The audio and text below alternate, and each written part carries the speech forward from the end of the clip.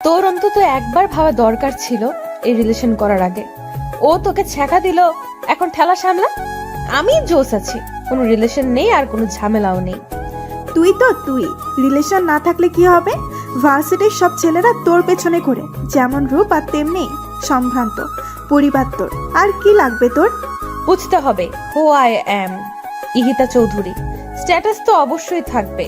চোখ থেকে সানগ্লাস খুলে গাড়ি থেকে নেমে তিথি গাড়ি থেকে নামলো না। ভার্সিটিতে এসে গেছে, তবুও গাড়ি থেকে নামছে না। আমি তিথিকে বললাম, নামবি না নাকি তোকে সহ গাড়ি লক করে দিব? দাঁড়া, আসছি। আমি গাড়ির চাবি আঙুলে ঘুরাতে ঘুরাতে ক্যাম্পাসে ঢুকলাম। তিথি আমার পেছন পেছন আসছিল। আমি আজকেও লেট করে ক্লাসরুমে ঢুকেছি, আর স্যারের পারমিশন না নিয়েই ক্লাসরুমে ঢুকে পড়লাম। গিয়ে ফার্স্ট বেঞ্চে বসে পড়ি। ক্লাসের ফার্স্ট বেঞ্চটা আমার জন্য বরাদ্দ। কেউ আমাকে কিছু বলার সাহস পায় না, কারণ আমার বাবার কথায় চলে এই ভার্সিটি। আর্থিক সব অনুদান বাবা দেয় এই ভার্সিটির। তবে আমি পড়াশোনার জন্য ভার্সিটিতে আসি না, উশৃঙ্খলতা দেখাতেই আসি। টিচার ক্লাস করাচ্ছে আর আমি হেডফোন কানে লাগিয়ে গান শুনছি। এইটা নতুন কিছু না, প্রতিদিনকার ঘটনা এটা। সবাই এইসব দেখে অভ্যস্ত। স্যার ক্লাস থেকে বের হয়ে যাওয়ার আগেই আমি বেরিয়ে গেলাম। পাশে তিথি বসা ছিল। তিথি ক্লাস করছিল। ভার্সিটির শিক্ষকেরা আর শিক্ষার্থীরা আমাকে অহংকারী আর বেয়াদব বলেই জানে, কিন্তু কেউ আমার দিকে চোখে চোখ রেখে কথা বলার সাহস পায় না। ভার্সিটির সব ছেলেই আমার জন্য পাগল। বাবার এত আদর পেয়েই হয়তো আমি বকে গেছি। বাবা কোনোদিন আমার গায়ে ফুলের টোকা লাগতে দেননি, কারণ আমার মা নেই। সে যাই হোক, আমি ক্যাম্পাসের ক্যান্টিনে বসে জুস খাচ্ছিলাম। এরপর তিথিকে SMS করে আমি গাড়ি নিয়ে ক্যাম্পাস থেকে বেরিয়ে যাই। কিছুক্ষণ এই দিক সেই দিক ঘুরে দুপুরে বাসায় আসি।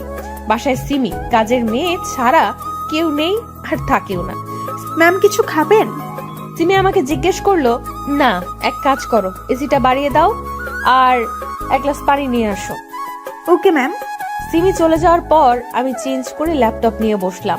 সারা দিন গেমস খেলে সময় পার করে দিলাম। রাতে বাবা আসলেন আমার ঘরে। মামনি, what are you doing now? Nothing বাবা, আসো। আমার মাথায় হাত রেখে বাবা বললেন, কি করলে সারাদিন? গান আর ল্যাপটপ। ডিনার করবে, এসো। আর তোমার জন্য একটা গিফট আছে, তাড়াতাড়ি এসো। আসছি। আমি নিচে যাই, তখন বাবা আমাকে একটা বড় প্যাকেট দিলেন আর একটা চাবি দিলেন। এগুলো কি বাবা? প্যাকেট তোমার জন্য, লেটেস্ট মডেলের ড্রেস আর নতুন গাড়ির চাবি এটা। সত্যি? গাড়ি কোথায় বাবা? গার্ডেনে। আমি দেখে আসছি। পিছু পিছু সিমি আর বাবাও এলেন। আমি গাড়ি চালাচ্ছিলাম আর হাসছিলাম, তা দেখে বাবা কেঁদে দিলেন। চোখের পানি মুছে তিনি আমাকে নেমে আসতে বললেন। আমি আসার পর দুইজন একসাথে ডিনার করলাম আর যে যার মতো শুয়ে পড়লাম। পরের দিন সকালে আমি নতুন গাড়ি নিয়ে ভার্সিটিতে যাই। গাড়ি থেকে নামার সাথে সাথে পাশে থাকা কাদা দিয়ে একটা ছেলে আমার ড্রেস নষ্ট করে দেয়। ছেলেটা বাইক নিয়ে ঢুকছিল ভার্সিটিতে। আমি রেগে আগুন হয়ে যাই আর ছেলেটার কলার ধরে বলি, how dare you to spoil my dress. রাগে আমি তাতে দাঁত চেপে আছি। Ma'am, mind yourself. What did you say? তুই আমাকে বলছিস এই কথা? এই ছেলে, এই ছোট লোক, তোর এত বড় সাহস কি করে হয় ইহিতা চৌধুরীর সাথে এইভাবে কথা বলার? অব্র বাইক থেকে নামে, সাথে ছিল অব্রর ফ্রেন্ড, সেও নামে। আর আমার এমন আচরণ দেখে সবাই ক্যাম্পাসে জড়ো হয়। এই যে মিস, কথা সাবধানে বলুন। আমার বিহেভ ছোট লোকদের মতো করিনি যে এইভাবে আমায় অপমান করবেন। তুই কি ভার্সিটির স্টুডেন্ট?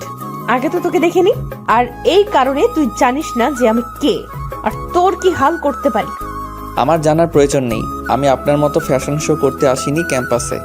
নিজের দিকে তাকিয়ে দেখুন কি বাজে লাগছে। আবার আপনি অসবের মতো চেঁচাচ্ছেন। তোকে আজ আমি মেরেই ফেলবো। আমি গাড়ি থেকে হকি স্টিক বের করে অব্রর গায়ে মারার আগেই অব্র আমাকে থাপ্পড় মারে। সবাই থ হয়ে যায়, প্রিন্সিপাল সহ, কিন্তু কারো আগানোর সাহস নেই। কেমন মেয়ে আপনি? মিনিমাম মেয়েদের মতো আচরণ নেই তো আপনার মধ্যে? ফালতু সব। এই কথা বলে আমি বাইক নিয়ে সেখান থেকে চলে গেলাম। ইহিতা গালে হাত দিয়ে স্টিল দাঁড়িয়ে আছে। তিথি ইহিতার বাবাকে ফোন দিয়ে ভার্সিটিতে আসতে বলেছে এতক্ষণে। ইহিতার বাবাকে দেখে সবাই সালাম দেয় আর প্রিন্সিপাল এগিয়ে আসেন। ইহিতাকে ঠায় দাঁড়িয়ে থাকতে দেখে ইহিতার বাবা সামনে গেলেন, কিন্তু ইহিতা নড়ছে না। এরপর তিথি সব বলার পর ইহিতার বাবা চশমা চোখ থেকে খুলে ভেঙে ফেলেন আর প্রিন্সিপালকে জিজ্ঞেস করেন ইহিতাকে কোন ছেলে মেরেছে। তাকে যেন 1 মিনিটে এখানে আনে। প্রিন্সিপাল আমাকে ডেকে পাঠালেন। আমি ইহিতার বাবার সামনে আসলাম। তোর সাহস হয় কি করে আমার কলিজার উপর হাত তোলা? যাকে এখনো একটা পিঁপড়া কামড় দেয়নি, আজ তাকে তুই মেরেছিস। দেখ কি করেছিস আমার মেয়ের। What is this? এটা কি ভার্সিটি নাকি কারো বাবার সম্পদ? আর আপনার মেয়ে আমার সাথে কি করেছে সেটা দেখেননি? না দেখে কেন মারলেন আমাকে? আমার মেয়ে তোকে মেরে ফেলবে, তবুও একটা আওয়াজ করতে পারবি না। তুই কোন সাহসে মেরেছিস আমার মেয়েকে? জবাব দে। সরি, সেইটা আপনার মেয়েকেই জিজ্ঞেস করবেন। আমার ক্লাস আছে, ছাড়ুন। এই বলে আমি সেখান থেকে চলে এলাম। ইহিতার বাবা ইহিতাকে গাড়িতে বসিয়ে নিয়ে গেল বাসায়। ইহিতার গালে আমার 3 আঙ্গুলের দাগ স্পষ্টভাবে ফুটে আছে। সিমিকে দিয়ে ইহিতার গালে যত মেডিসিন আছে সব লাগালো ইহিতার বাবা। ইহিতা চুপ করে আছে এখনো। ইহিতাকে কথা বলতে বলছে সিমি আর ইহিতার বাবা, কিন্তু ইহিতা কথা বলছে না। ইহিতা এই প্রথম কারো হাত থেকে মার খেলো। কোনো শিক্ষক কোনোদিন তার দিকে চোখ রাঙিয়ে কথা বলেনি, আর মার দেওয়া তো দূর, কিন্তু আমি আজ ইহিতাকে ভার্সিটির সবার সামনে চর মেরেছি। ইহিতার কাছে এটা অনেক বেশি যন্ত্রণা লাগছে। এক পর্যায়ে ইহিতা ঘরে সবকিছু ভাঙচুর করতে শুরু করে। আশরাফ চৌধুরী ইহিতাকে বলেন, মা, তোর যত খুশি ভাঙ, কিন্তু একটু কথা বল আর একটু শান্ত হ। বাবা, ওই ছেলেকে আমি আস্ত রাখবো না। ও আমায় মেরেছে। ইহিতা চৌধুরীকে মেরেছে। ও শেষ করে ফেলবো আমি ওকে। আমি নিজে ওকে শাস্তি দিব, তুই শুধু একটু শান্ত হয় দিতা। এরপর ইহিতা চুপচাপ বিছানায় গিয়ে আয়নায় নিজের মুখ দেখছে। এখনো হাতের ছাপ দেখা যাচ্ছে। এরপর ইহিতা আয়নাও ভেঙে ফেলে। পরে 1 মাস ইহিতা ভার্সিটিতে যায়নি, এমনকি বাসা থেকেও বের হয়নি। ওইদিকে আমার ঠিকানা কেউ জানে না বলে ইহিতার বাবা আমাকে কিছু করতে পারেননি। 1 মাস পর ইহিতা ভার্সিটিতে যায়। আমি 4 তলায় আনমনে হয়ে দাঁড়িয়ে আছি। ইহিতার গাড়ি দেখে চমকে গেলাম। দ্রুত নিচে নেমে আসি। ইহিতা একটা বই হাতে নিয়ে ক্লাসরুমের দিকে যায়। আমি ইহিতাকে থামাই। ইহিতা। ইহিতা পেছন ঘুরে রাগের দৃষ্টিতে তাকালো আমার দিকে। সরি, সেদিন আপনাকে থাপ্পড় মেরেছিলাম বলে। আমি চট করে রেগে গিয়ে কি করি আমার খেয়াল থাকে না, তাই ওইভাবে রিয়েক্ট করে ফেলেছিলাম। আপনি গত 1 মাস আসেননি ভার্সিটিতে, তাই সরি বলতে পারিনি। ইহিতা কিছুই না বলে উপরে চলে যায়। ইহিতা আর আমি দুইজনই কেমিস্ট্রি ডিপার্টমেন্টের স্টুডেন্ট, কিন্তু আমাকে দেখে কেউ বলবে না যে আমি স্টুডেন্ট। মনে হয় পড়ালেখা শেষ। আজ ইহিতা প্রথম বেঞ্চে না বসে 3 নম্বর বেঞ্চে বসলো আর ইংলিশ ক্লাসটা মনোযোগ দিয়ে করলো। স্যার একটা কোশ্চেন করেছিল, যেটার উত্তর আমি ছাড়া আর কেউ দিতে পারিনি। সবাই অবাক হয়ে যায় আর লেকচারার নিজে অভিভূত হয়ে যান আমার উত্তর শুনে। ইহিতা তখন উত্তরটা নোট করলো। ইংলিশ ক্লাস শেষ করে সবাই ল্যাবে গেল, কিন্তু ইহিতা বসেছিল। আমি বের হওয়ার আগে ইহিতাকে বললাম, যাবেন না ল্যাবে? That's none of your business, just go from here. Otherwise? হ্যাঁ, ওই দিন কিছু বলিনি, বাট এইটা ভেবো না ইহিতা কিছু করতে পারে না। ওকে, ভাবলাম না। এই বলে আমি চলে গেলাম। ক্লাস শেষ হওয়ার পর আমি ক্যাম্পাসে বন্ধুদের সাথে আড্ডা দিচ্ছিলাম। ইহিতা গাড়িতে উঠতে যাবে, তখন এক ভিক্ষুক এসে দাঁড়ালো ইহিতার সামনে। ইহিতা রেগে যায়। আমি ছাড়া আর কি কেউ নেই দান করার? আমার কাছে কেন আসলি? অব্রর এইটা দেখে প্রচন্ড রাগ হয়। আমার সামনে দাঁড়িয়ে মানিব্যাগ থেকে 500 টাকার একটা নোট বের করে ভিক্ষুককে দিয়ে সেখান থেকে চলে যেতে বলল। গাড়ি বাড়ি থাকলেই মানুষ মানুষের মতো হয় না, অধিকাংশ ক্ষেত্রে কুকুরই হয়, যেমনটা আপনি নিচে। এই কথা বলে আমি 1 সেকেন্ড না দাঁড়িয়ে বাইক নিয়ে চলে গেলাম। আমি রাগে গাড়ি হাই স্পিডে চালিয়ে বাসায় এলাম। আমি বাবাকে ফোন করে বাসায় আসতে বললাম। বাবা অফিসের সব কাজ ফেলে বাসায় চলে আসলে। বাবা, এই ভার্সিটিতে হয় ওই ছোট লোকটা থাকবে, নয়তো আমি। কোন ছোট লোক? ওই দিন যে আমায় মেরেছিল। ও আবার কি করেছে তোমায়? আজকে ও আমায় কুকুর বলেছে। কুকুর? হোয়াট? আমি এখনই প্রিন্সিপালের সাথে কথা বলছি। ওই ছেলেকে ভার্সিটি থেকে বের করে দিন। স্যার, সেটা সম্ভব না। হোয়াট? আপনি আমাকে বলছেন সম্ভব নয়? সরি স্যার, ছেলেটা অনেক মেধাবী আর আউটস্ট্যান্ডিং পার্সোনালিটি। ওর মতো ভার্সিটিতে সেকেন্ড কপি নাই। আর সবচেয়ে বড় কথা, এইবার ভিপি ইলেকশনে ইতিতা মামুনির বিরুদ্ধে অব্র দাঁড়াবে। হোয়াট? আমার মেয়ের বিরুদ্ধে? হ্যাঁ স্যার, তাই আর সেই চান্সটা নেই বের করার। পরে ভার্সিটির ছেলেমেয়েরা খেপে যাবে আর কমিশনার পর্যন্ত গড়াবে এই ঘটনা। তাই আমি আর রিস্ক নিতে চাচ্ছি না, মাফ করবেন। আমি ফোন রেখে দিয়ে ইতিতাকে সব বললাম, আর ইতিতা রাগে ফ্লাওয়ার ভাস ভেঙে ফেলে। ওই ছেলের সাহস হয় কি করে হিতার বিরুদ্ধে দাঁড়ানোর? আর বাবা, তুমি কিছুই করতে পারছো না। মামনি, প্রিন্সিপাল যেখানে অনর সেখানে আমি কি করতে পারি? বাট তুই টেনশন করিস না, সবাই তোকেই জয়ী করবে। তুই মাথা ঠান্ডা করে একটু বাইরে থেকে ঘুরে আয়। নো, আমি কোথাও যাব না। পাগলামি করিস না ইতিতা, চল আমার সাথে, বাইরে যাব। রেডি হয়ে আসি। যা, তাড়াতাড়ি আসবি কিন্তু। ওকে। বাবা আমার মন ভালো করতে বাইরে ঘুরতে নিয়ে যায়। সিটি ম্যাক্সের সামনে আমি অব্রকে দেখি আয়মান মির্জা আর মিসেস আয়মান মির্জার সাথে। আমি বাবাকে বলি গাড়ি থামাতে। বাবা, ওই ছেলে এখানে কি করছে, তাও আয়মান মির্জার সাথে? আয়মান মির্জা কই দেখি? দেখো। সত্যি তো আয়মান মির্জার সাথে এই ছেলে, আর এই ক্ষেত মার্কা ছেলেকে দেখ কি স্মার্ট লাগছে। ব্যাপার কি? বাদ দাও, চলো। এই কথা বলে আমি সেখান থেকে চলে এলাম। আয়মান মির্জা হচ্ছে ওয়ার্ল্ড ইয়াং লিডারশিপের মেইন লিডার। আমি বাসায় এসে ভাবতে লাগলাম আয়মান মির্জার সাথে ওই ছেলে কেন থাকতেও পারে, তা আমার কি। আমি এসব ভাবতে ভাবতে ঘুমিয়ে গেলাম। 3 দিন পর ভিপি ইলেকশন। ভার্সিটিতে এই নিয়ে অনেক হইচই হচ্ছে, কারণ এই প্রথম আমার বিরুদ্ধে কেউ ইলেকশন করছে। আমি যথারীতি ভার্সিটিতে গিয়ে যা করার তাই করলাম। কোনো ক্লাস না করে এই বাসায় চলে আসলাম। ইলেকশনের আগে পর্যন্ত আমি ভার্সিটিতে যাইনি। আমি ভার্সিটিতে না গেলে অব্র ক্লাস না করে বাইরে বসে থাকে মন খারাপ করে। এই 2 দিন অব্র তাই করলো, কারণ আমি আসিনি। ইলেকশনের দিন আমি আসলাম ক্যাম্পাসে, নীল রঙের শার্ট আর বাদামি রঙের প্যান্ট পরে, চুলগুলো খোলা আর সানগ্লাস পরা। অব্র অনেকক্ষণ তাকিয়েছিল, তারপর চোখ সরিয়ে নিজের কাজ করলো। আমাকে আর অব্রকে একসাথে থাকতে বলা হয়েছে, কিন্তু আমি সেই কথা না শুনে দোতলায় গিয়ে ফোনে গেমস খেলছি নিশ্চিন্ত মনে, কারণ আমার কনফিডেন্স আছে আমিই জিতবো। সারাদিন আমি একই জায়গায় বসে রইলাম। রাতে ইলেকশনের রেজাল্ট পাবলিশ করে প্রিন্সিপাল, আর রেজাল্ট আমার বিরুদ্ধে, অর্থাৎ অব্র জিতেছে ইলেকশনে। অব্রর কোনো ভ্রুক্ষেপ না করেই আমার দিকে তাকালো। আমি হাতের ফোন ভেঙে ফেলি আর গাড়ি নিয়ে খুব দ্রুত সেখান থেকে বেরিয়ে যাই। বাবা এই কথা শোনার পর প্রিন্সিপালকে প্রচুর থ্রেট করে। আমাকে তিনিই সামলাচ্ছেন। আর অন্যদিকে আমি বাসায় গিয়ে ইহিতার কথা ভাবছি, মেয়েটা কি করছে না করছে এই নিয়ে। খুব বেশি বাড়াবাড়ি কি হয়ে যাচ্ছে, এসব ভাবতে ভাবতে আমি ঘুমিয়ে পড়ি। পরের দিন আমাকে ব্যাচ আর দায়িত্ব দেওয়া হয় আর শপথ করানো হয়, কিন্তু ইহিতা ভার্সিটিতে আসেনি। আমার মন ভীষণ খারাপ। এইভাবে 7 দিন চলে যায়, কিন্তু ইহিতা ভার্সিটিতে আসে না। এরপর আমি ইহিতার বাসায় চলে যাই। ইহিতা আমাকে দেখে অবাক তো হয়ই, সাথে তেলে বেগুনে জ্বলতে থাকে। আমি ইহিতাকে বললাম, ভার্সিটিতে যাও না কেন? আমাকে তুমি বলছো কোন সাহসে? ঝগড়া বাদ দাও, ভার্সিটিতে চলো। How dare you to force me? কোন সাহসে এসব কথা আসছে মুখ দিয়ে? ভিপি হিসেবে কলেজের প্রত্যেকটা স্টুডেন্টের প্রতি আমার দায়িত্ব রয়েছে, সো চলো। আমি যাব না না না। তুমি যাবে যাবে আর যাবে। আমার হাত ধরার সাহস কোথায় পেলি ছোট লোক? যা খুশি বলো। ও হ্যাঁ, আজকে থেকে প্রতিদিন ভার্সিটিতে যাবে আর নিয়মিত ক্লাস করবে। আর মোস্ট ইম্পর্টেন্টলি, এসব ড্রেস আর পরা যাবে না। যাও তাড়াতাড়ি চেঞ্জ করে এটা পরে আসো। My foot. প্যাকেটটা ছুঁড়ে মেরে আমি বললাম, এইটাই যে তোমায় পড়তে হবে ইহিতা চৌধুরী। বের হও আমার বাসা থেকে। Just get out from here. আগে ভার্সিটিতে চলো। আর তুমি যদি স্বইচ্ছা এই ড্রেসটা পরে ভার্সিটিতে না যাও, তাহলে আমি নিজের হাতে তোমায় এই ড্রেস পরাবো আর ভার্সিটির সবার সামনে তোমায় কিস করব।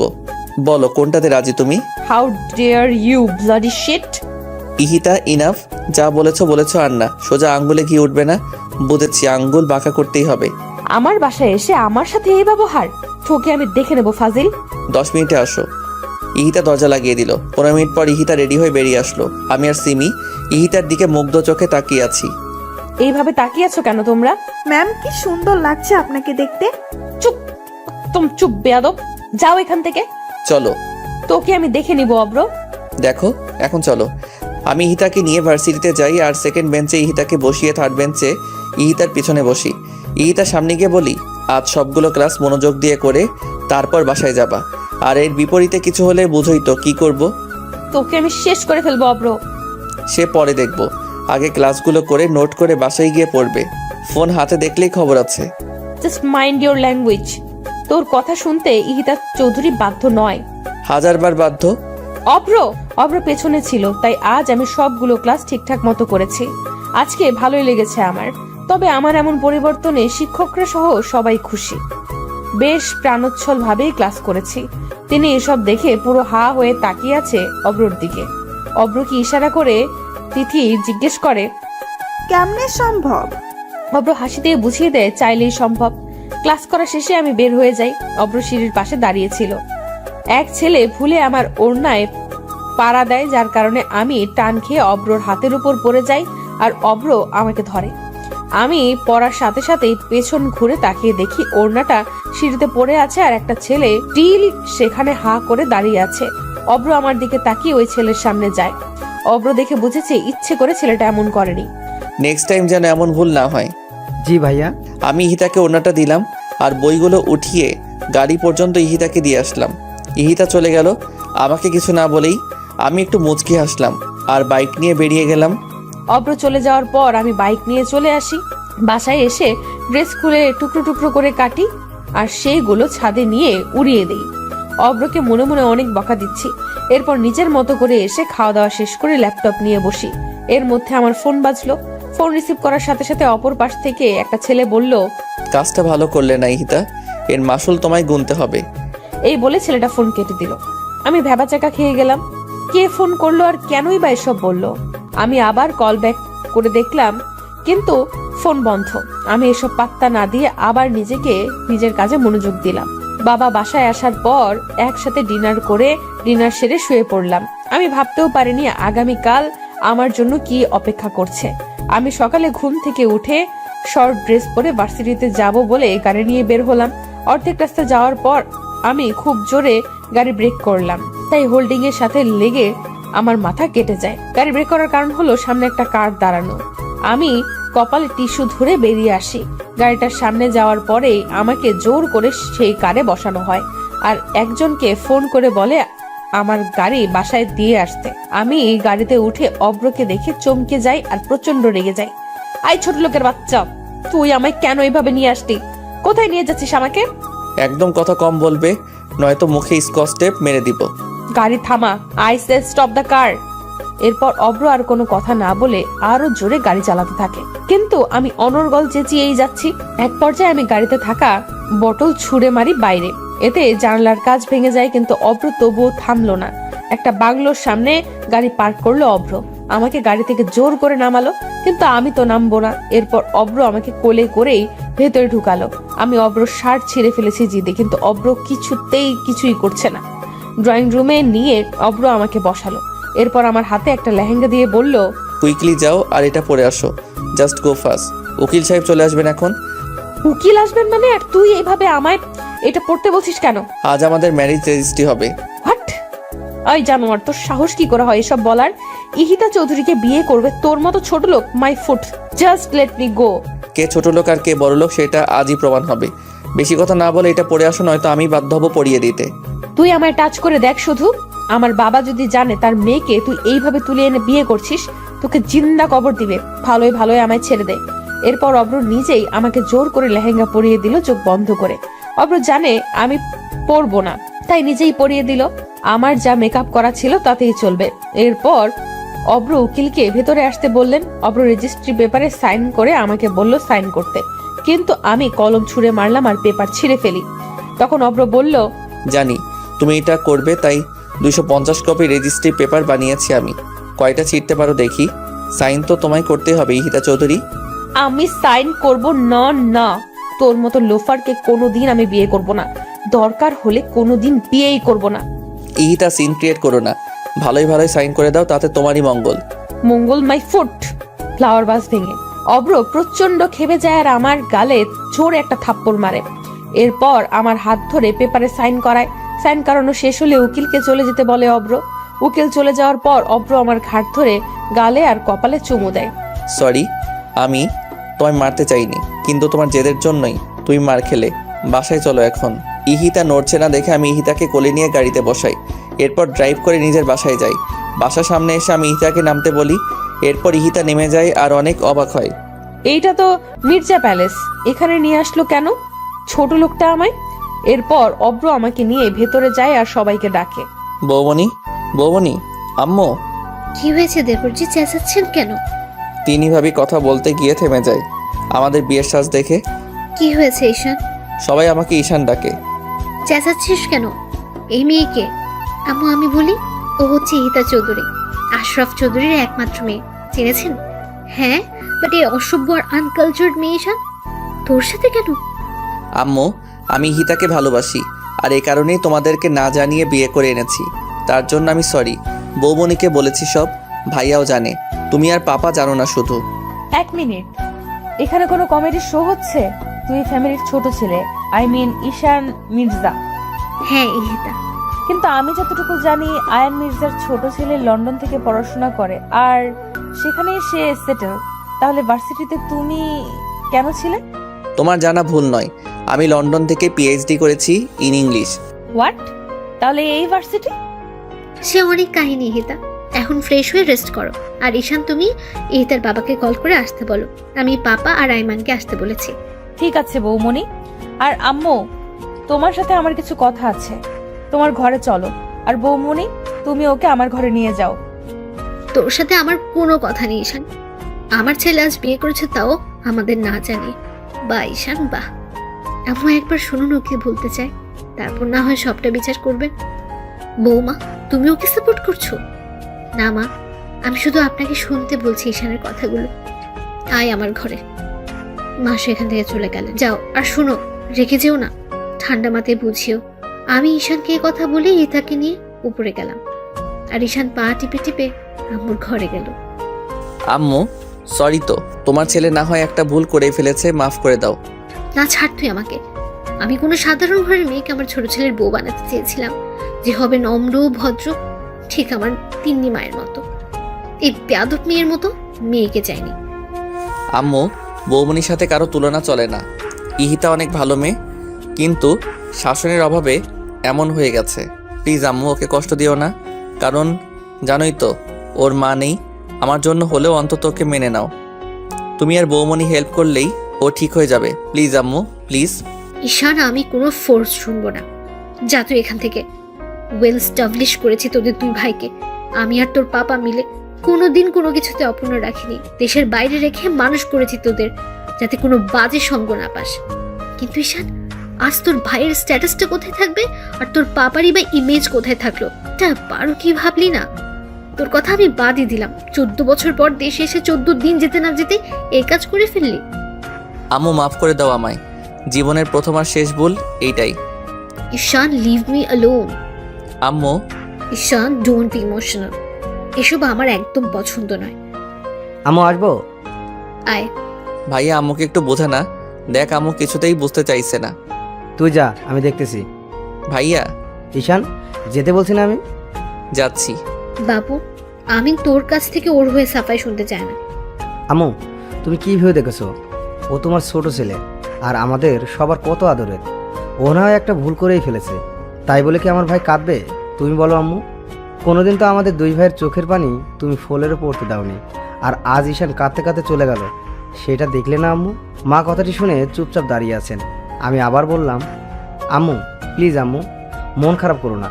5 বছর ধরে ঈশান ঈশিতাকে পাগলের মতো ভালোবাসে, যার কারণে ও বাংলাদেশে আসে। আজ কি ওর ভালোবাসা বৃথা যাবে আম্মু? 25 বছর ধরে আমি মানুষ করলাম, সেই মূল্য কি ও দিয়েছে বাবু? আম্মু, তোমার মূল্য ও কি করে দিবে?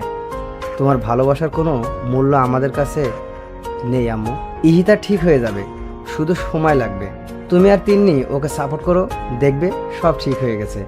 আম্মু, এই নাও নেকলেস, ইহিতাকে বরণ করো এইটা দিয়ে। আইমান একটা হীরার নেকলেস আমার হাতে দিয়ে বলল, বাবু প্লিজ আম্মু, চলো। চল। থ্যাংক ইউ আম্মু, জানি তুমি বুঝবে। আমার আম্মু বেস্ট। হয়েছে, এখন চল ঈশানের ঘরে। আসো। ওদিকে আমি ঈশানের ঘরে গিয়ে থতমত খেয়ে গেলাম। দেওয়ালের সব জায়গায় ঈশানের ছবি। এত সুন্দর লাগছে ঈশানকে, যা আমি মুগ্ধ হয়ে শুধুই দেখছি। ভাবি বলল, এটাই আমার দেবর, আর এতদিন যে রূপ দেখেছো সেটা সাময়িক, শুধুমাত্র তোমার জন্য। আমার স্মার্ট দেবর তোমার জন্য খ্যাত সাজলো। এতে অবশ্য আমি আর তোমার ভাইয়া অনেক রিয়াক্ট করেছিলাম, কিন্তু ও পরে মানিয়ে নিয়েছে, কারণ লাভ এট ফার্স্ট সাইট বলে একটা কথা আছে। আপনাকে আমি পার্সোনালি চিনি না, কিন্তু আপনার বিষয়ে যতটুকু জানতাম আপনি তার থেকে অনেক বেশি ভালো। তাই? আমি মোটেও ভালো না। যখন বকবো তখন বুঝবে। তিন্নি আসবো? আসো। তুমি কখন আসলে? 20 মিনিট হবে। ঈশান কই? ও তো ঘরে আসে নাই। কেন, আম্মুর সাথে না ছিল? দাঁড়াও আম্মু, আমি ঈশানকে নিয়ে আসছি। আমি ছাদে গিয়ে ঈশানকে পেলাম। তুই আবারও কাঁদছিস? ভাইয়া তুমি চল, কোথায়? সারপ্রাইজ আছে, চল। আমি ঈশানকে নিয়ে ঈশানের ঘরে গেলাম। ঈশানকে দেখে ইহিতা রেগে গেল, কিন্তু তিন্নির ইশারাতে থেমে গেল ইহিতা। মা ইহিতাকে নেকলেস পরিয়ে দিয়ে দোয়া করলেন, কিন্তু ইহিতা এতে ভ্রুক্ষেপই করলো না। ইহান আমাকে জড়িয়ে ধরলো। ভাইয়া তোকে কোনোদিন থ্যাঙ্কস দেইনি, আর আজও দিব না। শয়তান ছেলে, তোর কাছ থেকে আমি থ্যাঙ্কস চেয়েছি। ইউ আর বেস্ট ভাইয়া। এইসব পামে আমি ফুলছি না। হিংসা হচ্ছে কিন্তু আমার। তুমি আমার বরকে জড়িয়ে ধরে রেখেছো। বৌমনি, আগে আমার ভাই, তারপর তোমার বর। হইছে, তিনজন ফ্রেশ হয়ে নিচে আসেন। লাঞ্চ করতে হবে তো নাকি? পাপা আসুক। পাপা আসছে। আচ্ছা, তুমি আগে ঘরে আসো, কথা আছে আমার। চলো। এরপর সবাই ঈশানের ঘর থেকে চলে গেল। ঈশান আর ইহিতা দুজন দু প্রান্তে দাঁড়িয়ে আছে। ইহিতা আর আমি দুইজন দুই দিকে দাঁড়িয়ে আছি। আমি ইহিতাকে বললাম, লাঞ্চ করবে? ফ্রেশ হয়ে এসো। আমি গেস্ট রুমে যাচ্ছি ফ্রেশ হতে। আমি বাসায় যাব এন্ড রাইট নাও। ইহিতা, যা বলেছি করো। বেশি কথা বলে আমাকে রাগিও না। ঈশানের আসল রূপ কিন্তু তুমি দেখোনি। আসল রূপ? I don't care who are you. আমি আমার জায়গায় থাকলেই হবে। বিকেলে আমি বাসায় চলে যাব। আগে তো দেখো ঘর থেকে বাগানে যেতে পারো কিনা, আর বাসা তো অনেক দূর। তোর মন তো নির্লজ্জ, আমি খুব কম দেখেছি। এইটা স্বাভাবিক। ভালোবাসার কাছে নির্লজ্জ না হলে তা আদায় করা যায় না। ভালোবাসা মাই ফুড। তোর এই ভালোবাসাই তোকে বিপদে ফেললো। হুম, বিপদে পড়িনি। আর তুই বলার মতো সম্পর্ক না এখন তোমার আর আমার মধ্যে, তাই তুমি করে বলো। তুমি যাও। তোর মতো চিটারকে ইথিকা কখনোই তোকে তুমি বলবে না। ইহিত, একটা কথা বলি শুনো। আম্মু, পাপা, বৌমনি আর ভাইয়া, এই চারজন যাতে তোমার কাছ থেকে যথেষ্ট রেসপেক্ট পায়। আমাকে যা ইচ্ছা বলো তুমি, কিন্তু ওদের দিকে কোনোদিন চোখ তুলেও কথা বলবে না। সেই দিন তাহলে আমি কি করব তোমায় জানি না। এই বাসায় আমি থাকলে তো বিহেভের কথা আসবে। আমি আজই চলে যাব। ওই যে বললাম, গিয়ে আগে দেখাও। ইহিতা কিছু বলার আগে ভাবি নক করে রুমে। আমি আসতে বললাম ভাবিকে। ঈশান যাও, ফ্রেশ হয়ে আসো। আজকে সবাই একসাথে লাঞ্চ করব। যাচ্ছি, কিন্তু তোমার হাতে কি এইগুলো বৌমনি? যাও, পরে দেখতে পারবে। যাচ্ছি। ঈশান চলে যাওয়ার পর আমি ইহিতার সামনে গিয়ে দাঁড়ালাম আর ইহিতাকে বললাম, ইহিতা ফ্রেশ হয়ে এই শাড়ি আর গহনাগুলো পরবে। ইহিতার হাতে দিয়ে বললাম। হোয়াট? আমি এসব করতে পারবো না, আমাকে টি শার্ট দিন। ইহিতা, মির্জা পরিবারের বউরা কখনো এসব পরে না। এই পরিবারের একটা ট্রেডিশন আছে, তোমাকেও সেটা মানতে হবে, অন্তত দিনের বেলাতে।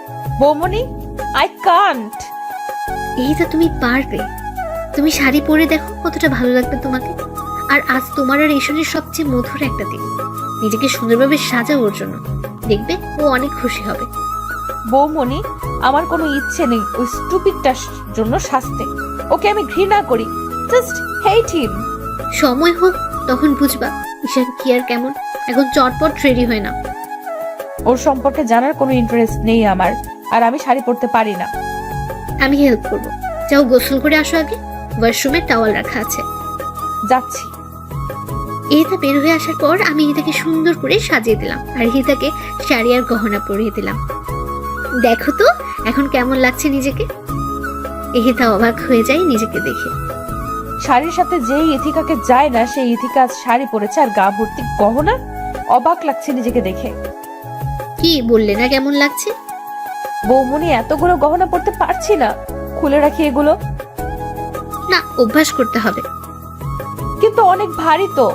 কিচ্ছু হবে না, এখন নিচে চলো। আমি ইহিতাকে ডাইনিং এ বসালাম আর শৈলীকে বললাম সবাইকে ডেকে নিয়ে আসতে। আইমান, আম্মু দুজন এসে গেছে।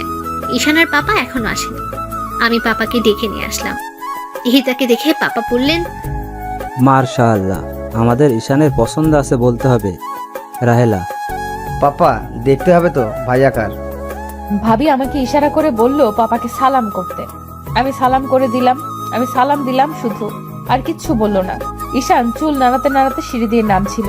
চেয়ার টান দিয়ে বসতে যাবে তখন সরাসরি আমার দিকে চোখ পড়ে ঈশানের। ভাই আর ভাবি দুজনের দিকে তাকিয়ে হাসছে। ঈশান হা করে সবার সামনে তাকিয়ে আছে আমার দিকে। আমিও ঈশানকে এইভাবে দেখে কয়েক সেকেন্ড তাকিয়েছিলাম, পরে আবার চোখ সরিয়ে নেই। ভাইয়া ঈশানের পায়ে চিমটি দেয় আর ঈশানের কানের সামনে গিয়ে বলে, এভাবে তাকিয়ে আছিস কেন? আজ প্রথম দেখলি নাকি? ঈশান থতমত খেয়ে যায় ভাইয়ার কথা শুনে। ভাবি যখন ঈশানের প্লেটে ভাত দিচ্ছিল তখন ঈশানকে আস্তে করে বলে, রাতে দেখো মন ভরে, এখন খাও। তখনও ঈশান আমার দিকে অপলকে তাকিয়েছিল। ভাবি ঈশানকে আমার পাশে গিয়ে বসতে বলল। ঈশান তখন উঠে গিয়ে আমার পাশে বসে। ভাবি ভাইয়ার পাশে বসে পড়ে। সবাই খাওয়া শেষ করে, কিন্তু আমি খাচ্ছি না।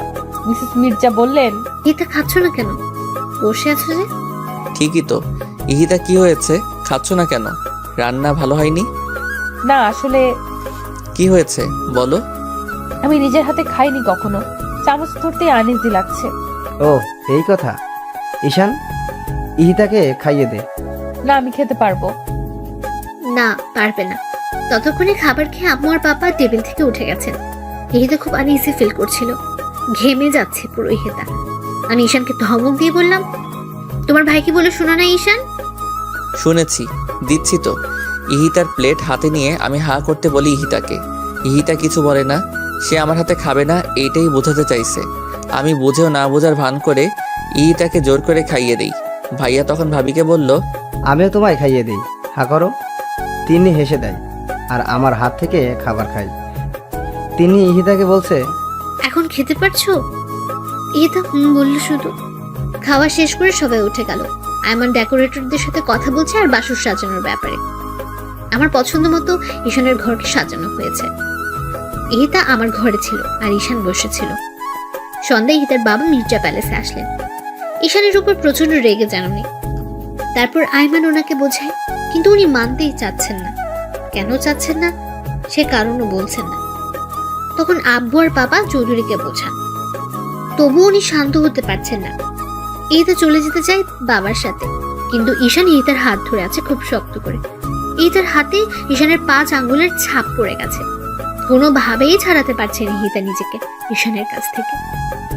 ঈশান তখন চৌধুরীকে বলল, বাবা, ও এখন আমার স্ত্রী। আপনার থেকে বেশি অধিকার এখন আমার ওর উপর। আপনি মানুন বা না মানুন, ইহিতা কোথাও যাবে না। অব্র, তুমি কেন বুঝছো না? এটা সম্ভব নয়। কেন নয়? আমার কি অর্থ কম নাকি আমি অশিক্ষিত? এসবের কথা বলছি না আমি। আপনি যাই বলুন আর না বলুন, ইহিতা এখন আমার, আর ও আমার কাছেই থাকবে। ওকে, এখানে আমারও আর কিছু করার নেই, কিন্তু পরে আফসোস করো না যেন। ইহিতার বাবা কাঁদছিলেন তখন। কোনো আফসোস হবে না। আর আফসোস কেন হবে? ভালোবাসাকেই তো বিয়ে করেছি। দেখে রেখো ওকে। মির্জা সাহেব, দেখে রাখবেন আমার মেয়েটাকে। কখনো চুপ করবেন, কষ্ট দেয়নি ওকে। আপনি চিন্তা করবেন না চৌধুরী সাহেব, আমরা আছি। এরপর ইহিতার বাবা চলে গেলেন। ইহিতা কাঁদছিল বাবার কান্না দেখে। ইহিতার চোখে পানি আমি এই প্রথম দেখলাম। আমি ইহিতার চোখের পানি মুছে দিলাম আর হাত ছেড়ে দিলাম। আমি ইহিতার হাত ছেড়ে দেই। ইহিতার ফর্সা হাত নীল রঙের হয়ে গেছে।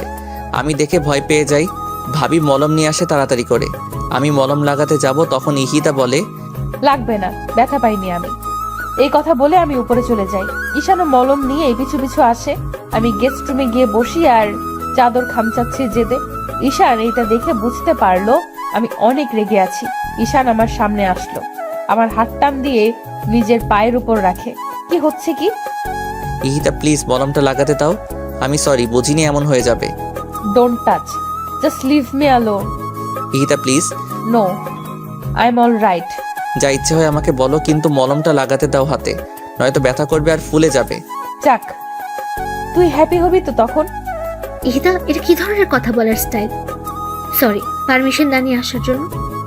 আরে না বৌমনি, পারমিশন কিসের? বসো। এই ঘরে কেন তোমরা? তোমাদের ঘরে যাও। না, আমি এখানেই থাকবো, ওই ঘরে যাব না। ঈশান, বাইরে যাও তো, আর এটা দিয়ে যাও, আমি লাগিয়ে দিচ্ছি। কিন্তু বৌমনি। যাও। আচ্ছা যাচ্ছি। ঈশান চলে গেল। আমি ইহিতার পাশে বসে ইহিতার হাতে মলম লাগিয়ে দিচ্ছি আর ইহিতাকে বলছি, জানো ইহিতা, স্বামী হচ্ছে মেয়েদের শ্রেষ্ঠ অলংকার। না, একটা মেয়ের যখন বিয়ে হয় তার বেস্ট ফ্রেন্ড, বয়ফ্রেন্ড, রাগ অভিমানের সাথী সব যে স্বামী হয় সেটা জানো? না।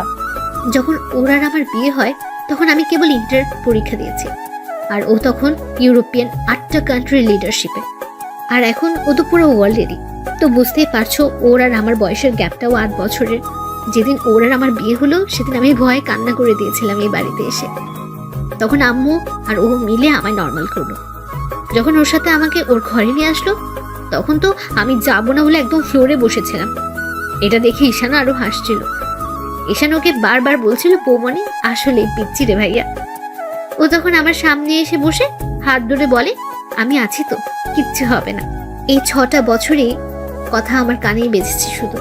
তখন ঈশান আর ইরাশা হচ্ছে ঈশানের কাজিন, আমায় ঘরে দিয়ে আসলো।